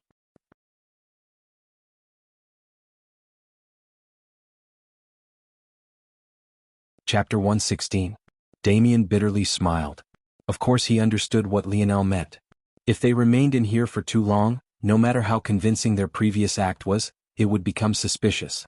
In that case, it wouldn't matter if he convinced Lionel to play along. There's not much I can tell you, Damien said through gritted teeth. But I think you're smart enough to know why this is the approach we must take. The more competent we seem, the more attention the Empire will pay to us and the less chance we'll have in the long run. Lionel had already thought as much, but this wasn't enough to convince him of anything. Do you think that the Empire is stupid? I doubt they're unaware that this is a facade. It doesn't matter if they know, they'll still underestimate us. A vague threat will always be taken less seriously than a tangible one. As long as they don't know the true extent of our depths, it'll be easier for them to neglect us. Damien was trying to speak quicker and quicker, not wanting to give up this chance. If they could take in Lionel secretly, this would be great. I assume by your words that you know who I am? Unless you were really crazy enough to try this stunt after seeing the small bit I showed? Damien's lip twitched. Small bit? How much more was there? He was already in this state. Yes, I know that you're Lionel Morales and know that you're a variant. In addition, I also know of what happened at the fort. Good, that makes things easier. I'll agree to join and help your Slayer Legion as long as you support me to take down Royal Blue Fort within half a year and you help me take this damned wristwatch off. If you say yes, I'll let you take me out of here as your prisoner. Damien's expression changed. This matter was simply too big. It wasn't that they didn't want to take down the fort. In fact, if they were willing to pay a small price, it wasn't impossible to take the fort down even without Lionel's help. The issue was that it wasn't worth it. The Slayer Legion still wasn't ready to appear boldly in the real world just yet, so what good was the fort to them? It would do nothing but make them an immobile and vulnerable target. In addition, the Governor Duke, the true powerhouse of the Royal Blue Province, wasn't here. So, at best you'd be taking down his son who hadn't even really grown into a man yet. This was another reason why it wasn't worth it. I know what you're thinking, Lionel said expressionlessly. But is it really as you're thinking? You're on this expedition right now to scavenge the broken pieces of fallen buildings. Wouldn't it be much better to directly snatch the technology of the Royal Blue Fort? Damien's eyes suddenly shone bright at these words. If it was looked at from this angle, it was indeed possible. The truth was that he had quite a bit of freedom when it came to what exactly to do with this group. Their value wasn't very high to the Slayer Legion and they were essentially here just to train and hopefully become useful in the future. If he wanted to attack the fort, he could make the decision alone. Taking a deep breath, Damien's eyes sharpened with resolution. I can't make the decision to remove your shackle, but I can agree to attack the fort with you after some more preparation. But, since you're such a high-profile recruit, it will be necessary for you to gain a more thorough clearance. Lionel paused for a while, looking at Damien quite intently.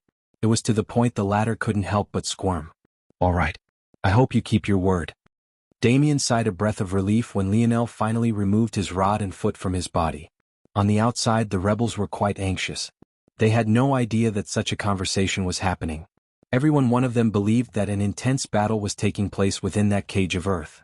When the fluid earth finally began to crumble, they all held their breaths before bursting into a chorus of cheers. Damien stood at the front, proudly walking with Lionel's rod in one hand and a rope formed of fluid earth in his other. Attached to the end of this rope were Lionel's bound hands. He stalked forward slowly like the prisoner he was. No, actually, upon closer inspection, his feet were bound as well. He was only moving because their lieutenant was sliding him across the ground with his ability. How magical. That was their lieutenant. He was so powerful. Captain Sela felt as though a weight had been lifted from her chest and she couldn't help but smirk. Though, since half her face was covered in bloody, burnt and peeling skin, she looked even more unattractive than she usually did. Damien smiled brightly. Captain Sela, for your role in this you'll definitely be rewarded well. It might not be impossible for you to become a colonel. Captain Sela felt giddy with excitement.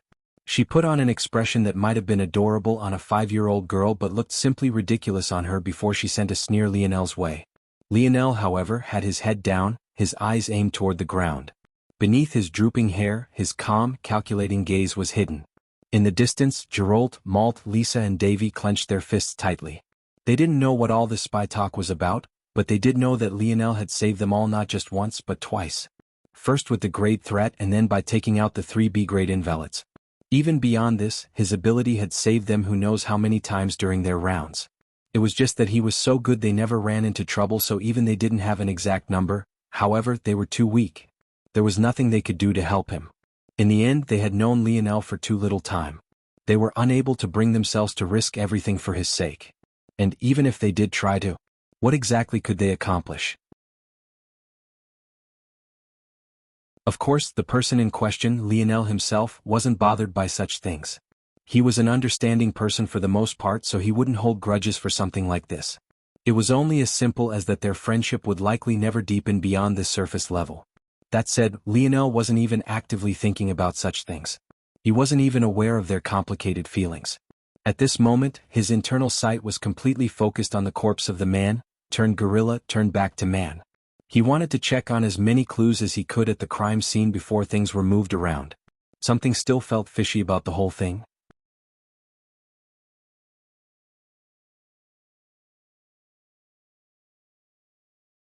Chapter 117.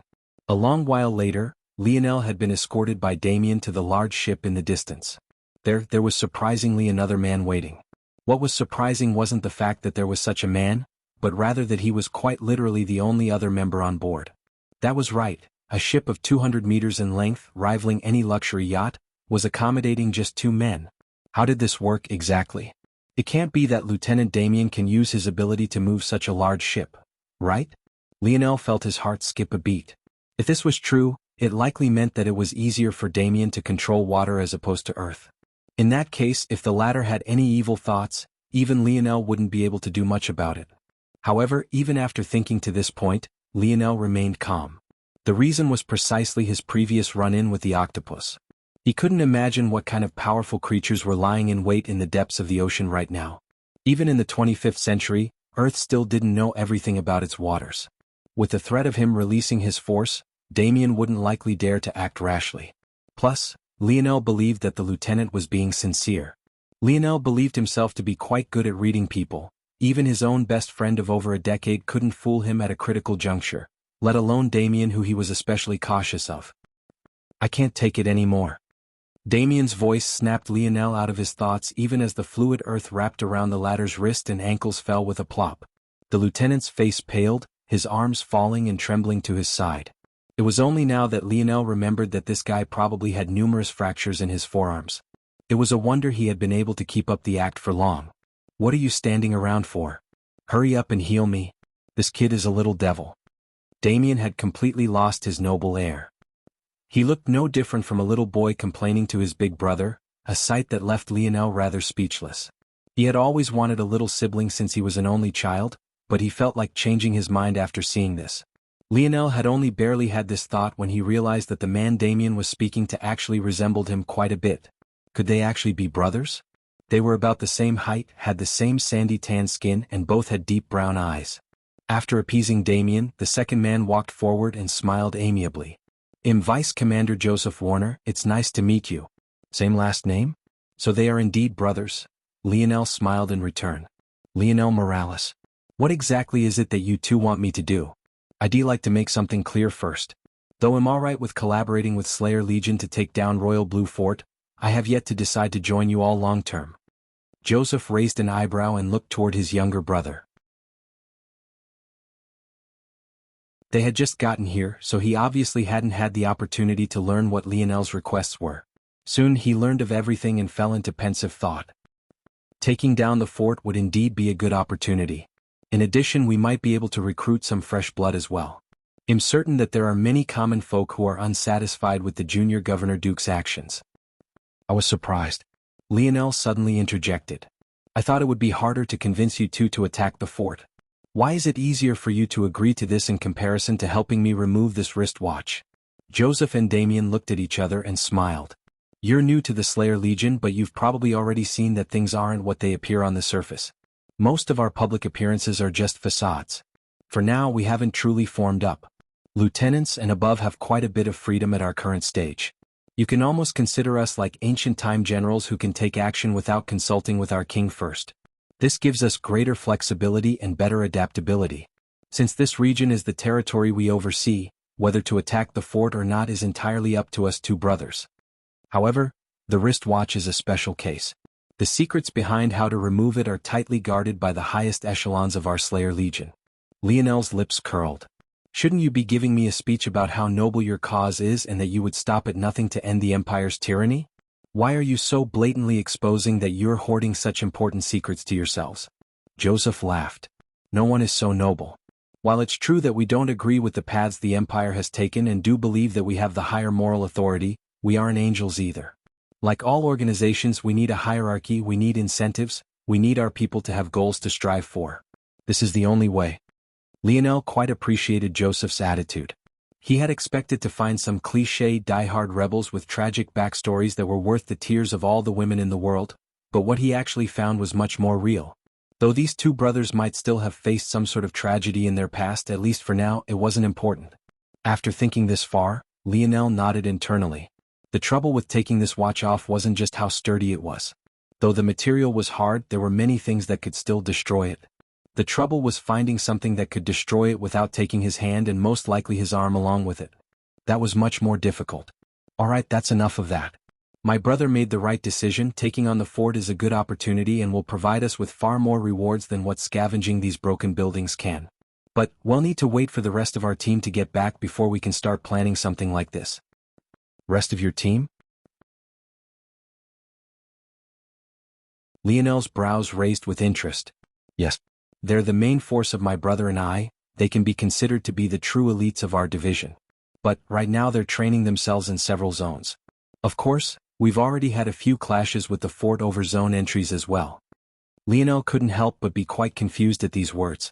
Did subdimensional zones only appear on land? What about the vast ocean? Was there a need for them to fight over zones on land if there was so much vast space on the ocean? It's about time we report in anyway. They should be back in a month to a month at most. After that, we'll have to go back to base and report our progress like we do every half year. You can take that opportunity to learn a bit more about us. We really are the best option for a fugitive like yourself. Lionel inwardly chuckled. This was somehow both the best and worst pitch meeting imaginable. Ultimately, Joseph was right. He was nothing but a fugitive. Where else could he go if not to them? That said, in the meantime you'll have to help us put on a little show. Lionel had a bad feeling when he heard Damien's words and saw his evil smile. He looked like a man excited to finally get his revenge. Damien took out a collar from who knows where. Lionel couldn't help but shiver when he saw arcs of electricity coursing through two small silver plates hidden on its inner lining. It can't be. Lionel's jaw clenched. Don't run away, little brat, you really made me suffer before. Damien's grin grew wider. You just need to obediently act like a little slave for a small while.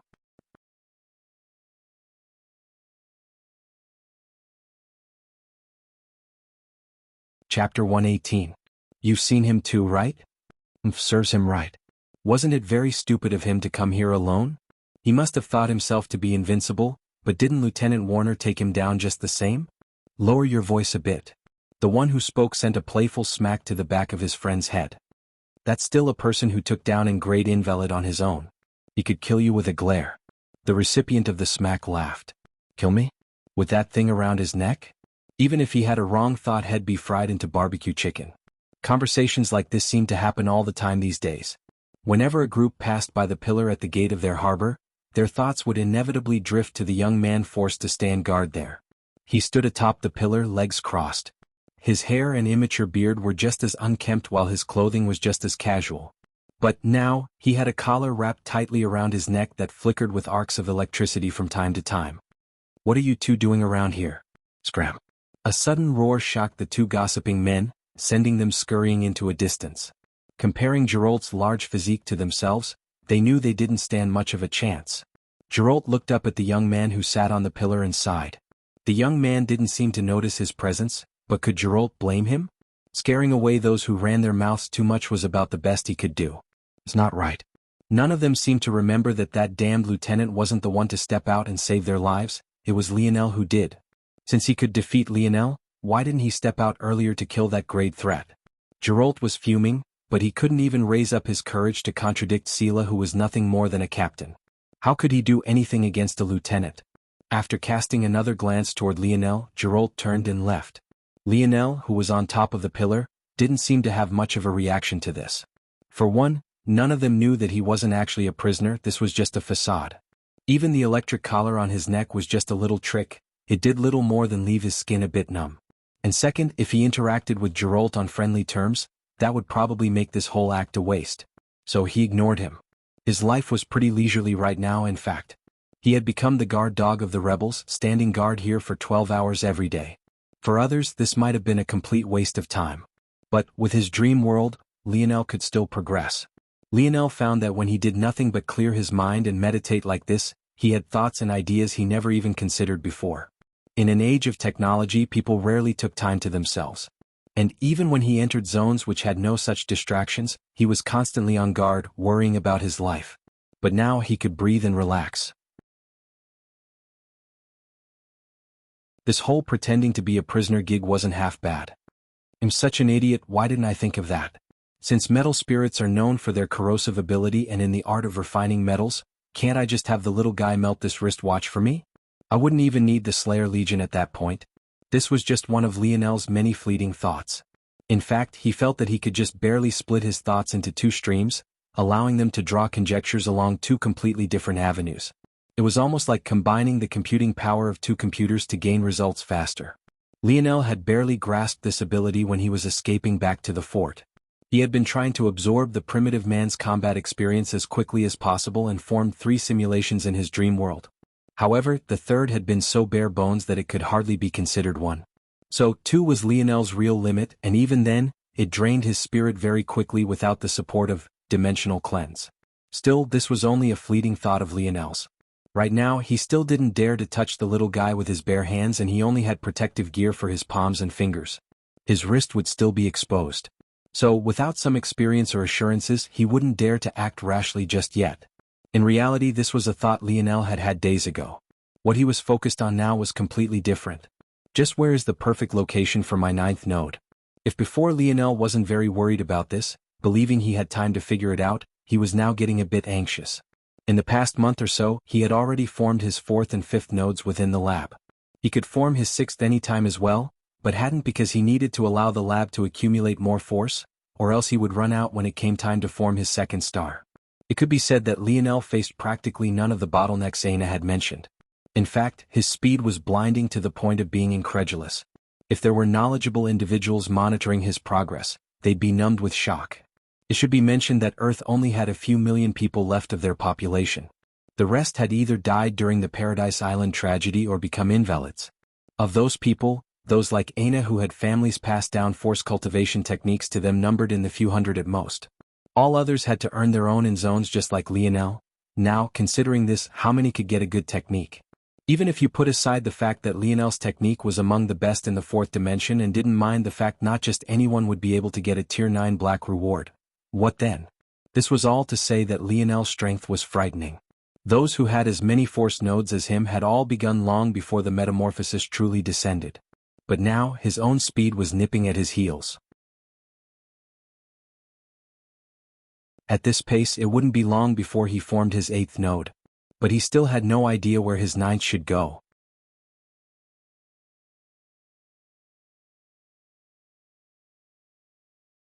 Chapter 119. Lionel's brow furrowed as his mind spun. At the same time, his fingers stretched in odd positions, moving them like individual striking snakes. His 1st node was with his brainstem. His 2nd and 3rd nodes were along his spine. His 4th and 5th nodes were fused into the walls of his lungs. According to his current plan, his 6th node would be fused into his stomach. The 7th and 8th nodes would be split between the chambers controlling the outgoing flow of his blood and the ingoing flow. Up to this point, this arrangement had a near 100% compatibility with him, and he felt that it was near flawless. Yet, no matter how hard he tried, he couldn't find a 9th node with as much compatibility with him. If others knew about Lionel's arrangement of force nodes, they just might call him insane. Most sought after boosts to strengthen their arms and legs. Essentially, things that could directly upgrade their battle prowess as quickly as possible. Yet, all of Lionel's choices were supplemental, yet absolutely perfect for laying a foundation. With nodes in his spine and brain, when his force was activated, and even passively, his thinking speed and reaction time was exponentially better than his peers. The nodes in his lungs increased his air intake and oxygen siphoning ability. The nodes within his heart would perfectly supplement the increased capacity of his lungs, not to mention the node in his stomach as well. Ultimately, the blood was the centerpiece of the body, it was interwoven and interconnected with every corner, right along with the nervous system. So, in Lionel's mind, forming his nodes with these two systems as the core was only right. but now he was at a loss. He even began to doubt himself somewhat. What if he was wrong from the very beginning? He had indeed started to choose the locations of his nodes without consulting anyone. Lionel had always been confident in himself. Maybe a bit too confident considering all the mistakes he had made since the metamorphosis descended. However, he still felt certain that he wasn't taking an incorrect path. Lionel's head snapped up to look into the distance. He stood. Another one, ha! With a sigh, Lionel hopped down from the pillar, causing those who had come back after Geralt left to scurry off and hide once more. Who knew why these people were so bored to hang around him like this just so that they could make sure that he heard their words? It had been quite a long while since Lionel had dealt with such a thing. If he recalled correctly, during his first few weeks in the Royal Blue education system, he was quite looked down upon since he lived on a paradise island. But, by now that seemed like a lifetime ago. After making his rounds and wiping out the approaching invalids once again, Lionel once again pretended to run away, only to be zapped back into submission by the collar around his neck. He was quite used to this routine after half a month. He walked back to the harbor with head lowered and his hair hiding his eyes once again. Another escape attempt? Seems he'll have to speak with Lieutenant Warner about this. I'm not sure why you can't just be an obedient guard dog. The first time Lionel heard this voice, he thought it came from a respectable female captain. Now when he heard it, he only managed to feel annoyed. Why this Captain Sela insisted on being so annoying was beyond him. That said, he wasn't very surprised by her appearance. After all, in order to keep up appearances and not raise suspicion, Captain Sela was tasked with overseeing what she called his duties as a guard dog. Like always, Lionel simply ignored her. Once the matters with the fort were concluded, there would no longer be a need for him to stay here. He could pretend that Damien brought himself elsewhere or that he escaped. Either one would be fine. Captain Sela watched with a pleased smile as Lionel obediently walked back into the harbor. The side of her face was still bandaged from her previous injuries, making her look even worse than she usually did. Once he had disappeared, gone now that his 12-hour shift was concluded, her smile disappeared and became indifferent. First she ensured that the next guards took up their duty. Lionel alone was enough to guard half the day, but several dozen men and women were needed when he was off duty. After accomplishing this, she headed back to her quarters. She seemed to relax after getting back into her room, her burly figure suddenly changing its gait to that of an elegant woman with swaying hips. But the issue was, her silhouette made those who saw it want to vomit instead of appreciate the sight. Still, without a care, she walked to the bathroom, humming a little tune as her clothes fell to the ground one by one. It wasn't long until a blubbery, top-heavy figure appeared. Still, it was more toned than one might expect. What happened next, though, was astonishing. Captain Sela's burly body began to shrink as she sauntered toward the bathroom. By the time she stepped off the hardwood and onto the tiles, her figure had become slender and the back view was enticing to the point of inducing a nosebleed. Her bottom became pert with just the right amount of jiggle. Her slender legs moved along with her hips, following a hypnotizing rhythm. The sight one could behold when she finally reclined in a pre-made wooden bath could make the blood boil. The clear water could hardly hide the shapeliness of her soft breasts. As if all of this wasn't enough, she shed the bandages on her face, revealing delicate features that brought her looks together with a bow. She was most definitely a prime beauty, the likes of which few could match. At that moment, a slight vibration came from her wrist. Report. A commanding tone demanded from the other end, but the sound waves were so unique that no one but Captain Sela herself could hear them. Things are going well. I should be receiving a promotion soon. After giving her usual report, Captain Sela ended it with these words. There was a long pause on the other end. You don't see anything fishy about all of this? Captain Sela shrugged. It doesn't matter. Even if it's all a ploy, they'll give me appropriate rewards so that I can continue shielding Lionel Morales. By then, I will start displaying some of my true abilities and they will recognize me for other reasons. It took me decades to become a captain, but now I can become a colonel. Who cares if it's just a ploy? The voice was silent for a long time once again but didn't respond. After a while it became obvious that the person hung up. Captain Sela reclined with a smile, a devilishly beautiful curl coating her lips. You're using me? Well, I'm using you too, she said with a light giggle. If Lionel were here, he would finally remember just why it was he had smelt a familiar fragrance from Captain Sela. It was because the slender woman in the tub was precisely the very same Secretary Marquisette Maya he met at Royal Blue Fort.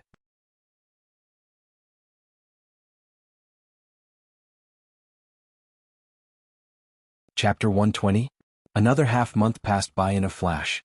Finally, the teammates Damien and his brother Joseph had spoken of before had made their way back, making the empty 200-meter wooden yacht far more lively. Lionel didn't have much interaction with these people.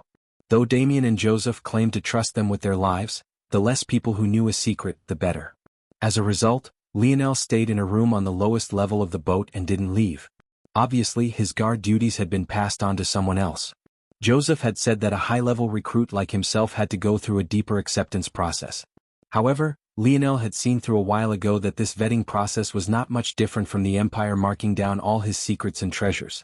The Slayer Legion and the Ascension Empire really didn't seem to have much of a difference between them from what Lionel had seen. One just happened to be weaker than the other, or so it seemed. Despite knowing this, Lionel played along. He was truly curious to know more about the Slayer Legion. Aina had said that success in the future could influence the past, so who knows? If the Slayer Legion gained a modicum of success with their endeavors, they might be able to provide him with certain benefits now. Either way, Lionel felt like he needed to see more of the world. The problem of his ninth node was weighing on his mind. Though he knew that completing the evolution and gaining a fourth-dimensional body could be done with just one force node, he obviously wanted to succeed with all 9. Like this, Damien and Joseph separated. Joseph remained behind to oversee their lesser recruits while Damien led them toward what he called their checkpoint. According to the latter, the checkpoint changed every half year and was a floating military base. All those in their sector would converge toward it. Since Royal Blue Province was ranked third amongst the provinces, there were quite a few big shots assigned to this sector. In addition, the Slayer Legion was several factors more lawless for obvious reasons. So, Damien warned him to be careful. Still, it would take several more days to reach the checkpoint, so Lionel wasn't thinking about such things currently. Instead, he had entered the segmented cube once more and was finally forming his 6th node. Violent swirls of force surged into Lionel's body. He was like a bottomless hole, devouring force that had been accumulating for a whole month without any reserve. Just like before, his 6th node formed in just half an hour before sweeping changes took hold of his ethereal glabella, forming a second star that pulsed just as brightly as the first. Lionel's body began to squirm and tremble. If one looked closely, it was possible to see muscle fibers wiggling beneath his skin, bulging and compressing again and again in an endless cycle. According to the creator of Dimensional Cleanse, forming a 1-star constitution was enough to make you the cream of the crop. After forming it, the impurities in Lionel's body were expelled in droves. This process expelled much of the lingering shackles of a third-dimensional body. As long as this step was reached, forming a fourth-dimensional body wouldn't pose any issue at all. However, in the end this was just the first step. In fact, its impact could be considered to be the smallest of the 3 stars, and for good reason. The 2nd star was a true remolding. Though the pain surpassed even when Lionel formed his first node, the benefits were countless times more potent. It wasn't just Lionel's muscle fibers that were breaking down, reforming, and compacting in on themselves, but even his bones and inner organs. As Lionel clenched his jaw, the crackling of his bones could be heard. The longer the process went on, the brighter the glow of his skin seemed to become. He looked like a deity who had stepped down from a loftier world, come to spread his blessings. Lionel's hair fell once more as layers of his skin began to shed, but this time, it grew back much faster. He felt as though his whole body was somehow both being broken down by a sledgehammer and floating on a cloud. The two contrasting feelings left him in a complete daze, as though his mind could slip away at any moment. But he pushed through. Much like a lineage factor would give more benefits the longer one retained their consciousness, so too would the formation of the 2nd star. Lionel had no intention of letting this opportunity go. For some reason he had still failed to awaken his spear force. And he had yet to awaken his metal synergy lineage either. In the end, the only option he had for increasing his power quickly were his force nodes and his constitution. They most definitely didn't let him down. Lionel felt that not just his body, but his internal sight and his ability were strengthening many times over. Before, the region of sharpness for his internal sight was just 200 meters, but he felt it rapidly doubling. At the same time, he felt his dream world growing sharper and could tell, even without testing it, that his simulations would be a few degrees more accurate. Lionel could once more sense the endless potential of his ability. It might not be as flashy as Damien's, but if he used it appropriately, the sky was the limit. Over half a day later, Lionel finally opened his eyes, his body covered from head to toe in sweat. The situation was so bad that there was even a shallow puddle beneath him. Though his breathing was heavy, his eyes shone like two lanterns, a deep-rooted confidence growing within him. Lionel Morales, Strength, 199, Speed, 178, Agility, 183, Coordination, 201, Stamina, 213 plus 0, 05 Nullified, Reactions, 203, Spirit, 232, Force, 060. Lionel's new stats left him speechless. Just what kind of strength was this? Scan my ability. Ping. Evolution Stage Tier 3 Bronze. Evolution Type Sensory. Evolution Dream World. Dream Sculpt. Dream World, a virtual world formed in the mind capable of running simulations of the real world with a certain degree of accuracy. Dream Sculpt, ability to create a perfect, immutable and unforgettable memory fragment with 100% accuracy. Lionel's eyes widened. My ability was quasi-bronze before, but now it's Tier 3 Bronze. Though Lionel didn't know much about this new world order, he was absolutely certain that having an ability that surpassed their dimensional grade was ridiculous. One had to remember that the black grade was assigned to the fourth dimension. This was why high-level abilities could swing battles so fiercely, especially since Earth was still a pseudo-fourth dimensional world. Lionel had the equivalent of a fifth-dimensional ability. Of course, this was still ranked very low amongst the fifth dimension, but its influence on the pseudo-fourth dimension could be imagined. After breaking through this barrier, Lionel was certain that his simulations would all be above 90% now. Lionel's eyes widened once more. He hadn't even finished being astonished by his improvement when he noticed something about his hands. He had reached the advanced grade 1 designation.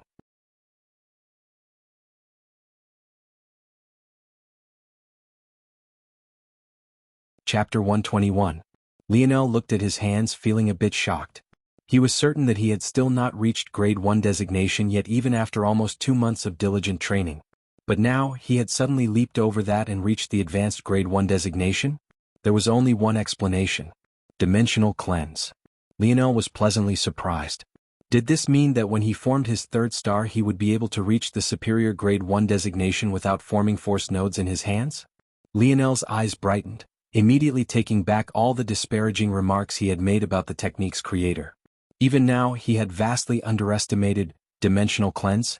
He had never thought it would be this good. I have to find a way to get my hands on the latter parts. If the upper portions are as good as this first part, that would be amazing.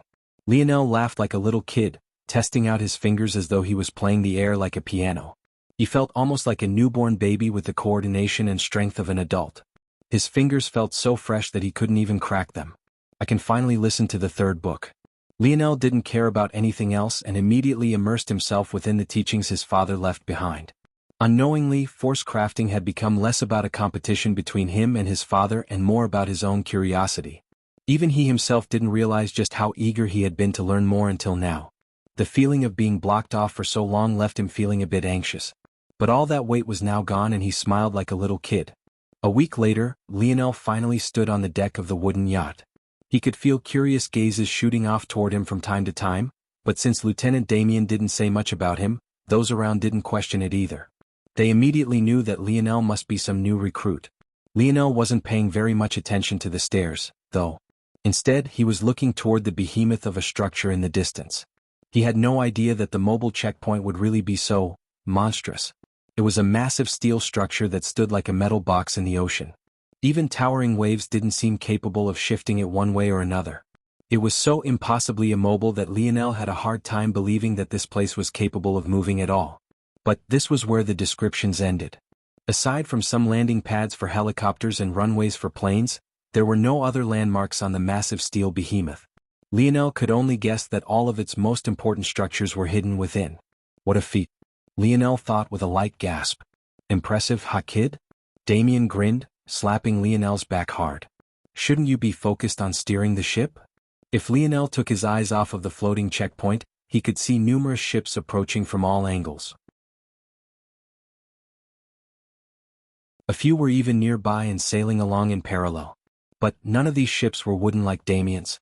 It was either Damien's sector had poor funding, or Damien purposely chose this design to make use of his ability. Damien rubbed his nose, laughing lightly. So you saw through that too, huh? I only take control of the ship when we're forced into a corner. It's a trump card, so I don't use it casually. I see. Lionel mumbled. Hey, Lieutenant? Are you really still not going to tell us who the kid is? A lady wearing a skin-tight black jumpsuit walked over, her eyes watery with grievances as though she might start crying at any moment. The first thought Lionel had about her was that if Catwoman was real and jumped out from her comic, this was what she would be like. He's a new recruit, you can call him Leo. The lattice eyes brightened. In the past, new recruits never got to go to the checkpoint. It was only after the metamorphosis began that they changed the rule to make an exception for a certain group of people. Don't tell me you're a variant like Lieutenant? Many curious gazes looked over. Come on, kid. Show me your power, quick. I'm curious. Lionel scratched the back of his head awkwardly. I can't, my ability is a sensory type. The lady pouted in dissatisfaction, but her curiosity had been piqued. She had heard of variants with all sorts of wild and crazy abilities. Her lieutenant alone could overturn the oceans, just how crazy was that? But she had never heard of a sensory type variant. She wondered what Lionel could do. All right. Stop hounding the rookie. We're here. At first, Lionel thought that the wooden yacht would crash into the side of the massive floating metal cube. But instead, a tunnel opened up on the side. Lionel was mystified. He wondered what sort of clever engineering allowed such a thing to happen without the whole compound being flooded with salt water. But his thoughts didn't have much of a chance to linger on this before he was astonished once more. The dark tunnel ended and flooded them with light, opening them up to a huge hidden city. Lionel was quite used to big cities. After all, he traveled through one every day to get to school barely a year earlier. But this one left him fascinated. Without the sun, the city had no choice but to rely on high-res panels that simulated the sky. As though realizing this wasn't enough, the light yellow glow of lanterns could be seen dotted all around the skyline, looking like fireflies buzzing in the night. The city below wasn't nearly as congested either. It had a homey feeling as though everyone knew everyone else. The most magical thing, though, was its reminiscence of Venice, Italy, a city Lionel had read about in the past. The large wooden yacht could float through the city with ease, allowing Lionel to take everything in. It was beautiful.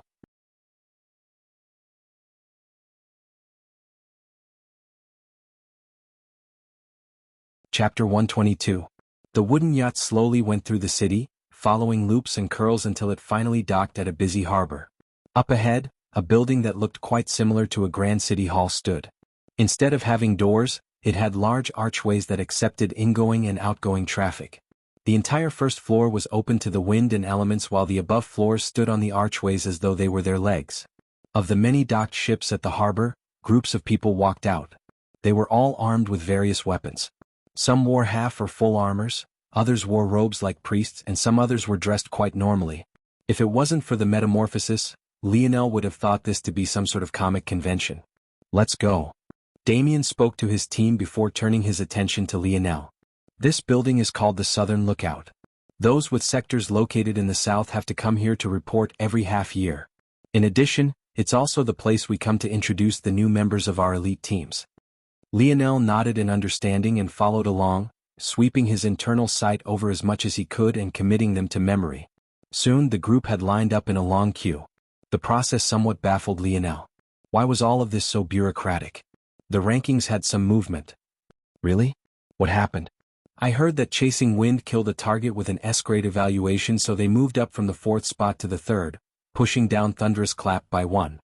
Lionel, in all his boredom, caught a few conversations with his internal sight. He found that he could use this sixth sense of his not only as an eye in the sky, but also as an extension of his other senses. If he wanted to, he could even feel like he was touching someone who was hundreds of meters away from him.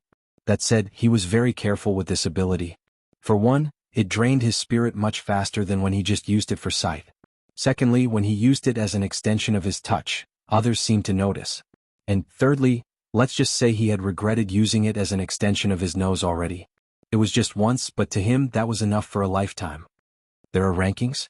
Lionel asked Damien. Rankings? Yes. How do you know about that? I just overheard a conversation. Something about chasing wind and Thunderous Clap? You've heard of them too, kid? Catwoman, as Lionel liked to refer to her, interjected, pushing her soft cheeks between the arms of Damien and Lionel. According to the higher-ups, youths below the age of 30 adapt to the metamorphosis far better than the older generation does. It's an unfortunate reality, but the truth. Our abilities have far more room for evolution than those old fogies. The ranking is just a little competition between the shining stars of the Slayer Legion. We have a list called the Empire Swine List. Threats are ranked on it. In order to move up the promising future rankings, you gain contribution points from taking out threats on that list. When Lionel heard this, his interest dimmed down by several measures. He had no intention of getting so involved with the Slayer Legion, and even if he didn't very much like the idea of targeting people just because they were a little talented. If they had committed atrocities, that was one thing. But if they were just casually living their lives and making contributions to the Empire, Lionel didn't believe that they deserved to die. However, there was still one more thing he was curious about. Chasing Wind and Thunderous Clap, those are aliases? Emicha. Catwoman answered for Damien once again. The real name of such talents are always hidden. We have our own confidential system to verify their contributions. But the top priority is ensuring that they're not in turn targeted by the Empire. Lionel nodded, finally understanding. If possible, he would also like to go by an alias. An hour later, it was finally their turn. They made it to the front to find a long counter. Behind each station, there was an older gentleman or woman waiting. According to Damien, they were rebels who had already retired from service. Obviously, the Slayer Legion wouldn't treat them poorly after they had given their whole lives to the cause. So, many of the simpler, less physically intensive tasks were given to them. However, they might have been a bit too old because the man manning the counter, Damien, Lionel and the others were assigned to, was dozing off to the point of lightly snoring. Even after ringing the small bell on the counter, he wasn't stirred. It was only after the impatient Catwoman pressed the bell a few times in a row that the old man's head, which had been nodding away, snapped awake. The old man groggily yawned, smacking his lips as though telling himself that the nap was good. The members of Damien's team seemed to realize that it wasn't the Catwoman's actions who woke the old man up, but rather that he got up because he felt like it. Toward this, they could only bitterly smile. Though this old man was just a receptionist, they couldn't afford to be rude. Sometimes, the retirees here were once bigwigs who surpassed even Damien's brother in rank. Even when they weren't such big shots, the Slayer Legion protected them to a fault. After all, if an organization didn't protect their veterans, they were finished. Who would wholeheartedly work for them? So, they could only watch as the old man picked up a phone by the counter and dialed a number. Yes. The usual, please. Extra cheese and meat. Don't forget to leave a kiss on the box like you usually do. The old man giggled lewdly, almost like he was a teen secretly chatting with his girlfriend while trying not to wake his parents up. The Catwoman was irritated many times and was even muttering to herself, but the old man pretended not to hear anything. After a while, he set down the phone. But just when Damien was ready to step forward, he actually reached toward his pocket and pulled out a box of cigarettes. "I'll break time," he said with a light smile, about to walk away. Black lines formed across Damien's forehead. If the old man really left, they would need to join another queue, all to wait yet another hour. Others couldn't help but look toward them with pitying gazes. Just as the old man was about to leave, he swept a glance over the group as though to apologize. But who would believe he was sincere with the way he had acted until now? It was then, though, that his gaze stopped on Lionel, who also had a bitter smile on his face. The old man's eyes widened. "It's you." Lionel blinked in confusion. Could it be this man knows what I did at the fort? That wouldn't be good, right? He looked toward Damien with a bit of worry in his eyes, but he could have never expected what he heard next. Lionel Morales, right? Greatest quarterback prospect in the last century? Can I have your autograph? At this point, let alone everyone else, even Lionel was speechless.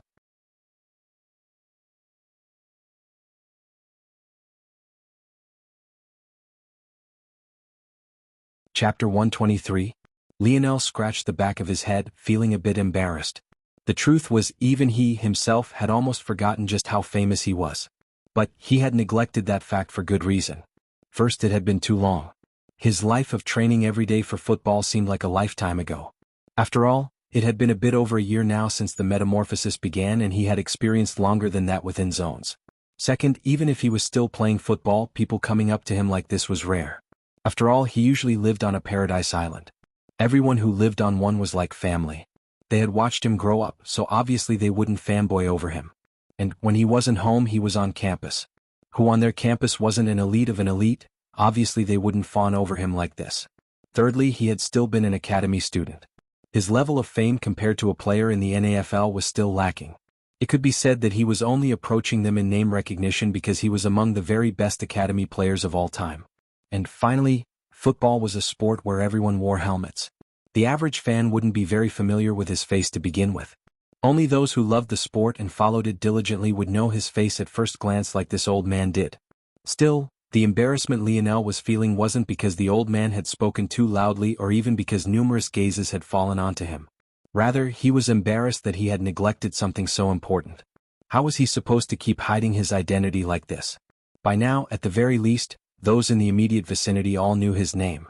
And because he hadn't thought anyone would be able to link his face to the Ford incident, he hadn't come with his face covered either. It seemed he had made another mistake. Sure. Lionel finally said, knowing he didn't have much of a way out of this. The old man laughed like a little kid. His thoughts of going out for a smoke were thrown to the back of his mind. He hounded Lionel with questions, not minding the weird gazes he was getting. It was only then that those who didn't follow football began asking around and finally learned a bit about who Lionel was. Of course, you couldn't expect everyone to be sports fans, but this day was the day Lionel learned that even those who couldn't be said to be his fans still recognized his name. Lionel smiled bitterly. It seems that Royal Blue Academy made quite a bit of money marketing my name. Shouldn't I be a rich man then? Why haven't I seen any of that money? Look at me. The old man smacked his own forehead. I completely forgot to introduce myself. You can call me Hutch or Old Man Hutch. I'm a big fan of yours, Morales. The game has gotten softer over the years, so I had lost interest in watching the NFL. On a whim, I decided to watch the Academy League and haven't missed a single game of yours since. It's such a shame that the NFL has been suspended until further notice, or else I would have loved to watch you teach those so-called professionals how to play. The old man rambled on and on. He seemingly had an endless supply of air to give to his words. This man's breath control is outstanding. Others might gloss over this, but Lionel was shocked. Ever since he formed his fourth and fifth nodes into his lungs, he had been experimenting with breath control. It was a wonder just how much of a difference a perfectly timed breath made to power output. There was a reason there was a recommended breathing rhythm whenever one lifted weights. Damien, the Catwoman, and the others, though, were frozen. Vixen. Damien mumbled toward the Catwoman in a low voice. What did he just say his name was? Did I hear correctly? The Catwoman gulped, her alluring aura completely gone. It's Hutch. He definitely said who, Hutch? He couldn't mean the hacker Hutch, right? The Catwoman's lips trembled, but she didn't dare to nod. Because if she did, the reality would be too scary. Hutch was a legend. He was one of the best software engineers in history and unsurprisingly gained a 5-star evaluation during his gene analysis exam. However, this wasn't a reason to fear him, one might say. Was there a need to be afraid of such a man? So what if he was good with computers? And therein lied the problem. The hacker Hutch was a play on words. He was known for his wizardry in software engineering. But he was even more known for hacking his opponents to death. In a civilization of advanced technology like theirs, there should have been no reason for anyone to use weapons in such a fashion.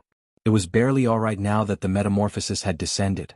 However, obviously Hutch was retired, so his era was long before the metamorphosis. Just what kind of sick, sadistic person did you need to be to gain such a nickname in this era? He had all sorts of fantastical weapons to choose from that would cause the military officials of the 21st century to drool. Even during his era, even mechsuits fitted with machine guns wasn't an impossible ask. Yet, the old man preferred a blade. Not just any blade either, but specifically a machete. That was right, the amiable old man fanboying over Lionel without a care in the world, even tossing aside his own dignity without a care for the thoughts of others, was a man known for dissecting his enemies with a bloody, rusted machete. It was certain that even the upper echelons of the empire feared his name. As for his former title, it was above even Joseph's vice commander title. In his prime he was known as Supreme Hutch. That alone was 4 levels of rank beyond Joseph.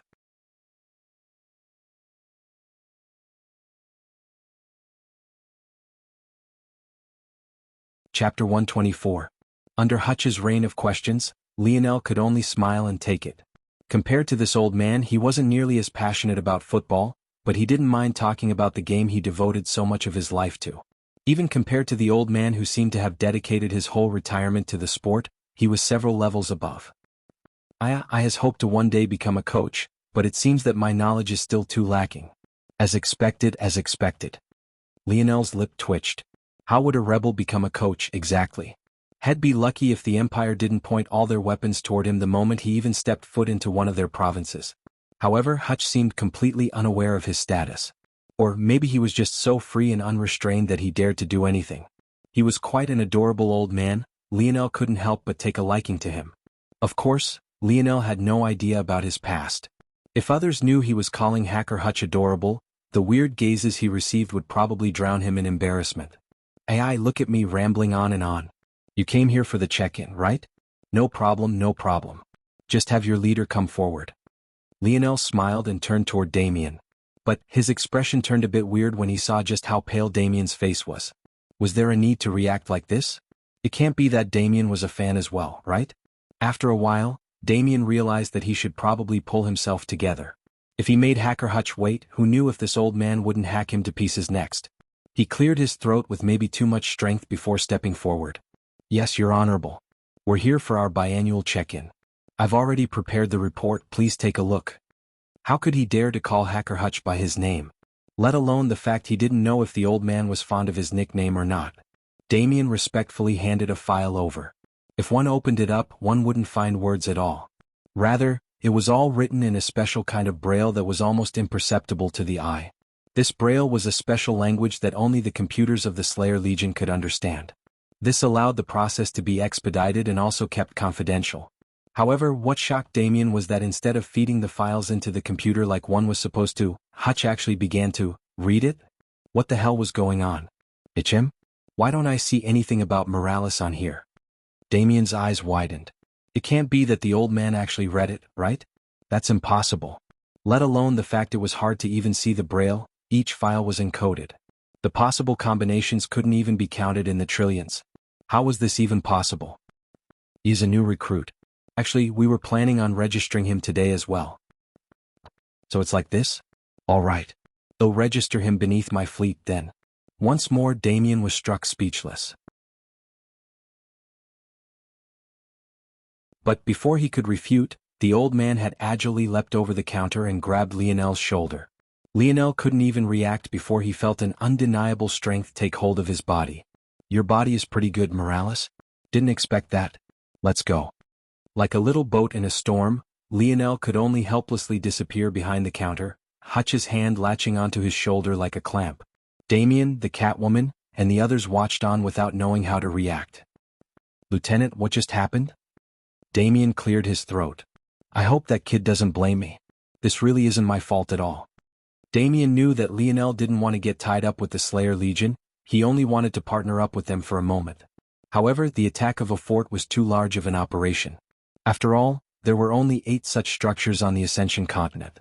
If Damien were to report such a campaign during the next check-in but be unable to provide a proper accounting for Lionel, it would lead to some problems. Think for a moment if there was a lieutenant who suddenly succeeded in something grand, but the members of his team were very obviously unable to accomplish such a thing alone. Wouldn't this raise suspicions? What if this was a scheme set up by the Empire to give one of their spies more merits? In that case, Damien had no choice but to get Lionel properly vetted, or else instead of gaining from this expedition, he might lose out terribly instead and even be labeled as a potential traitor. Lionel understood this as well, which was why he didn't fight against coming here even though he knew it wasn't the safest choice. But he could have never expected that he would be abducted by a madman in such a way. Why was he so unlucky? If Hutch was a normal man, everything would be fine. It wouldn't be a big deal. But a Supreme held a completely different connotation. The fleet Hutch mentioned was the largest denomination within the Slayer Legion. Only a Supreme could head a fleet and there were only 4 fleets in the Legion. Being personally pulled into a fleet like this was practically like dragging Lionel into quicksand. Damien could imagine how bitter Lionel would be. He went from only partnering with the Slayer Legion to suddenly being hounded by one of their highest-ranking members. But there was another problem here. If Hutch was in this place, it meant that he should have long since retired. He didn't head a fleet anymore, so how would he pull someone in? Who would have known that a day later, a certain bit of news would rock the Slayer Legion? Supreme Miguel, after only 10 years in the position, abdicated. This alone would have been shocking enough had others not gossiped about seeing him walking out from his headquarters with swollen lips and a forehead several sizes larger than it had been just that morning.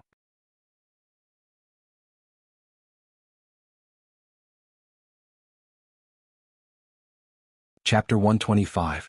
Lionel sat blankly staring at a wall. It had already been 3 days since he came to this checkpoint city, and he had stared at this wall for who knew how many hours, but his brain refused to wake up from this dream. How the hell had he gotten here? How is that old man so powerful? I feel like I can't do anything to him. Lionel felt quite helpless. He felt that that day the old man took him away he had most definitely not used force. Lionel's senses were too sharp to miss something like that. What was even more shocking though was the fact that the old man's stats were pushing 300. This is what truly left Lionel speechless. If it was just this strength it would be insane enough. But what truly shocked Lionel about the old man was the sturdiness of his body.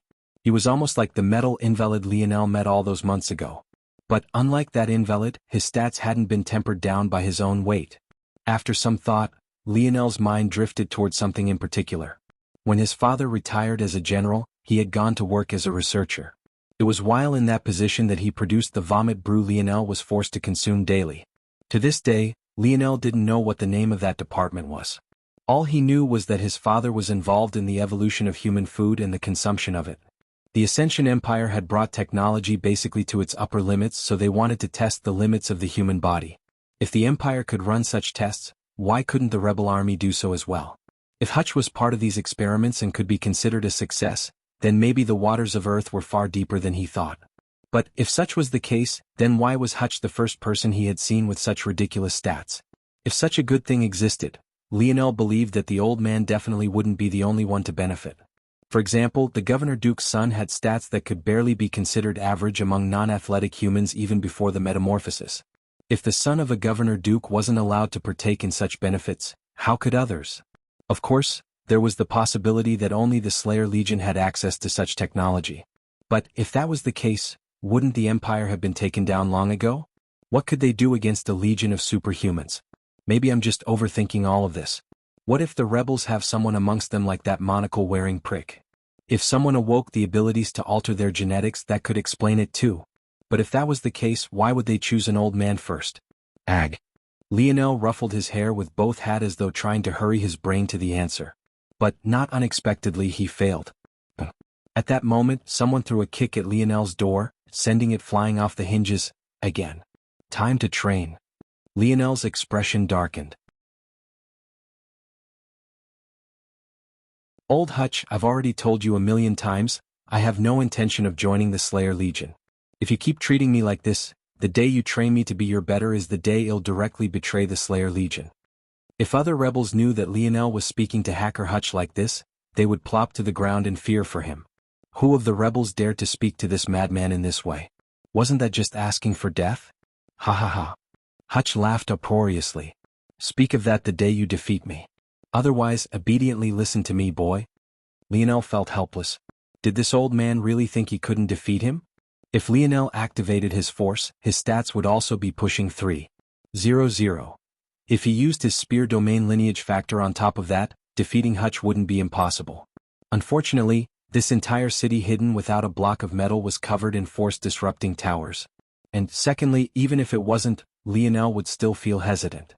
The spear was a killing weapon after all. And his lineage factor didn't seem to activate when he used blunt weapons. Though he was annoyed by the old man, he definitely didn't want to kill him. When Hutch first took him away, Lionel thought that he just wanted to talk more about football.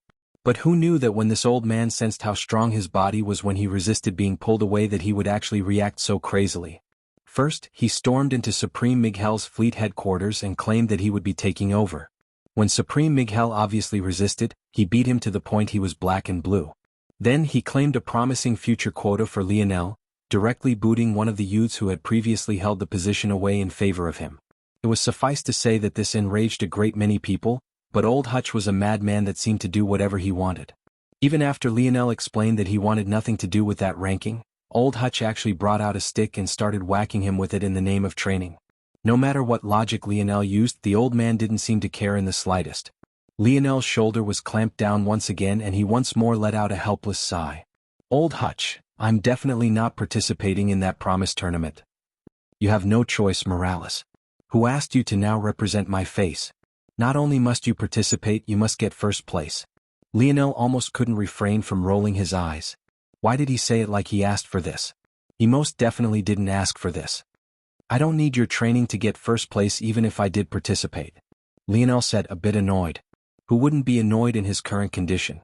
He was currently flying like a kite in the air because this damned old man was running too fast. Oh ho ho, you look like a good little prep boy, but I see right through you. You're actually so arrogant. If those other youngins heard you, you wouldn't even need me to enrage them. You do it by yourself. Hee hee, good thing I recorded you. Lionel was left speechless once again before almost fainting in rage. But the old man didn't seem to notice as he was once more dragged to the training grounds. You're tuning in to the Han Lee's Wuxia Chronicles YouTube channel. We're so grateful for your support, and don't forget to subscribe to join us on this incredible journey through captivating stories. Your generosity through donations truly makes a world of difference, as it's the primary source of revenue that allows me to expand and enhance this channel for you. Thank you from the bottom of my heart for being a part of this adventure.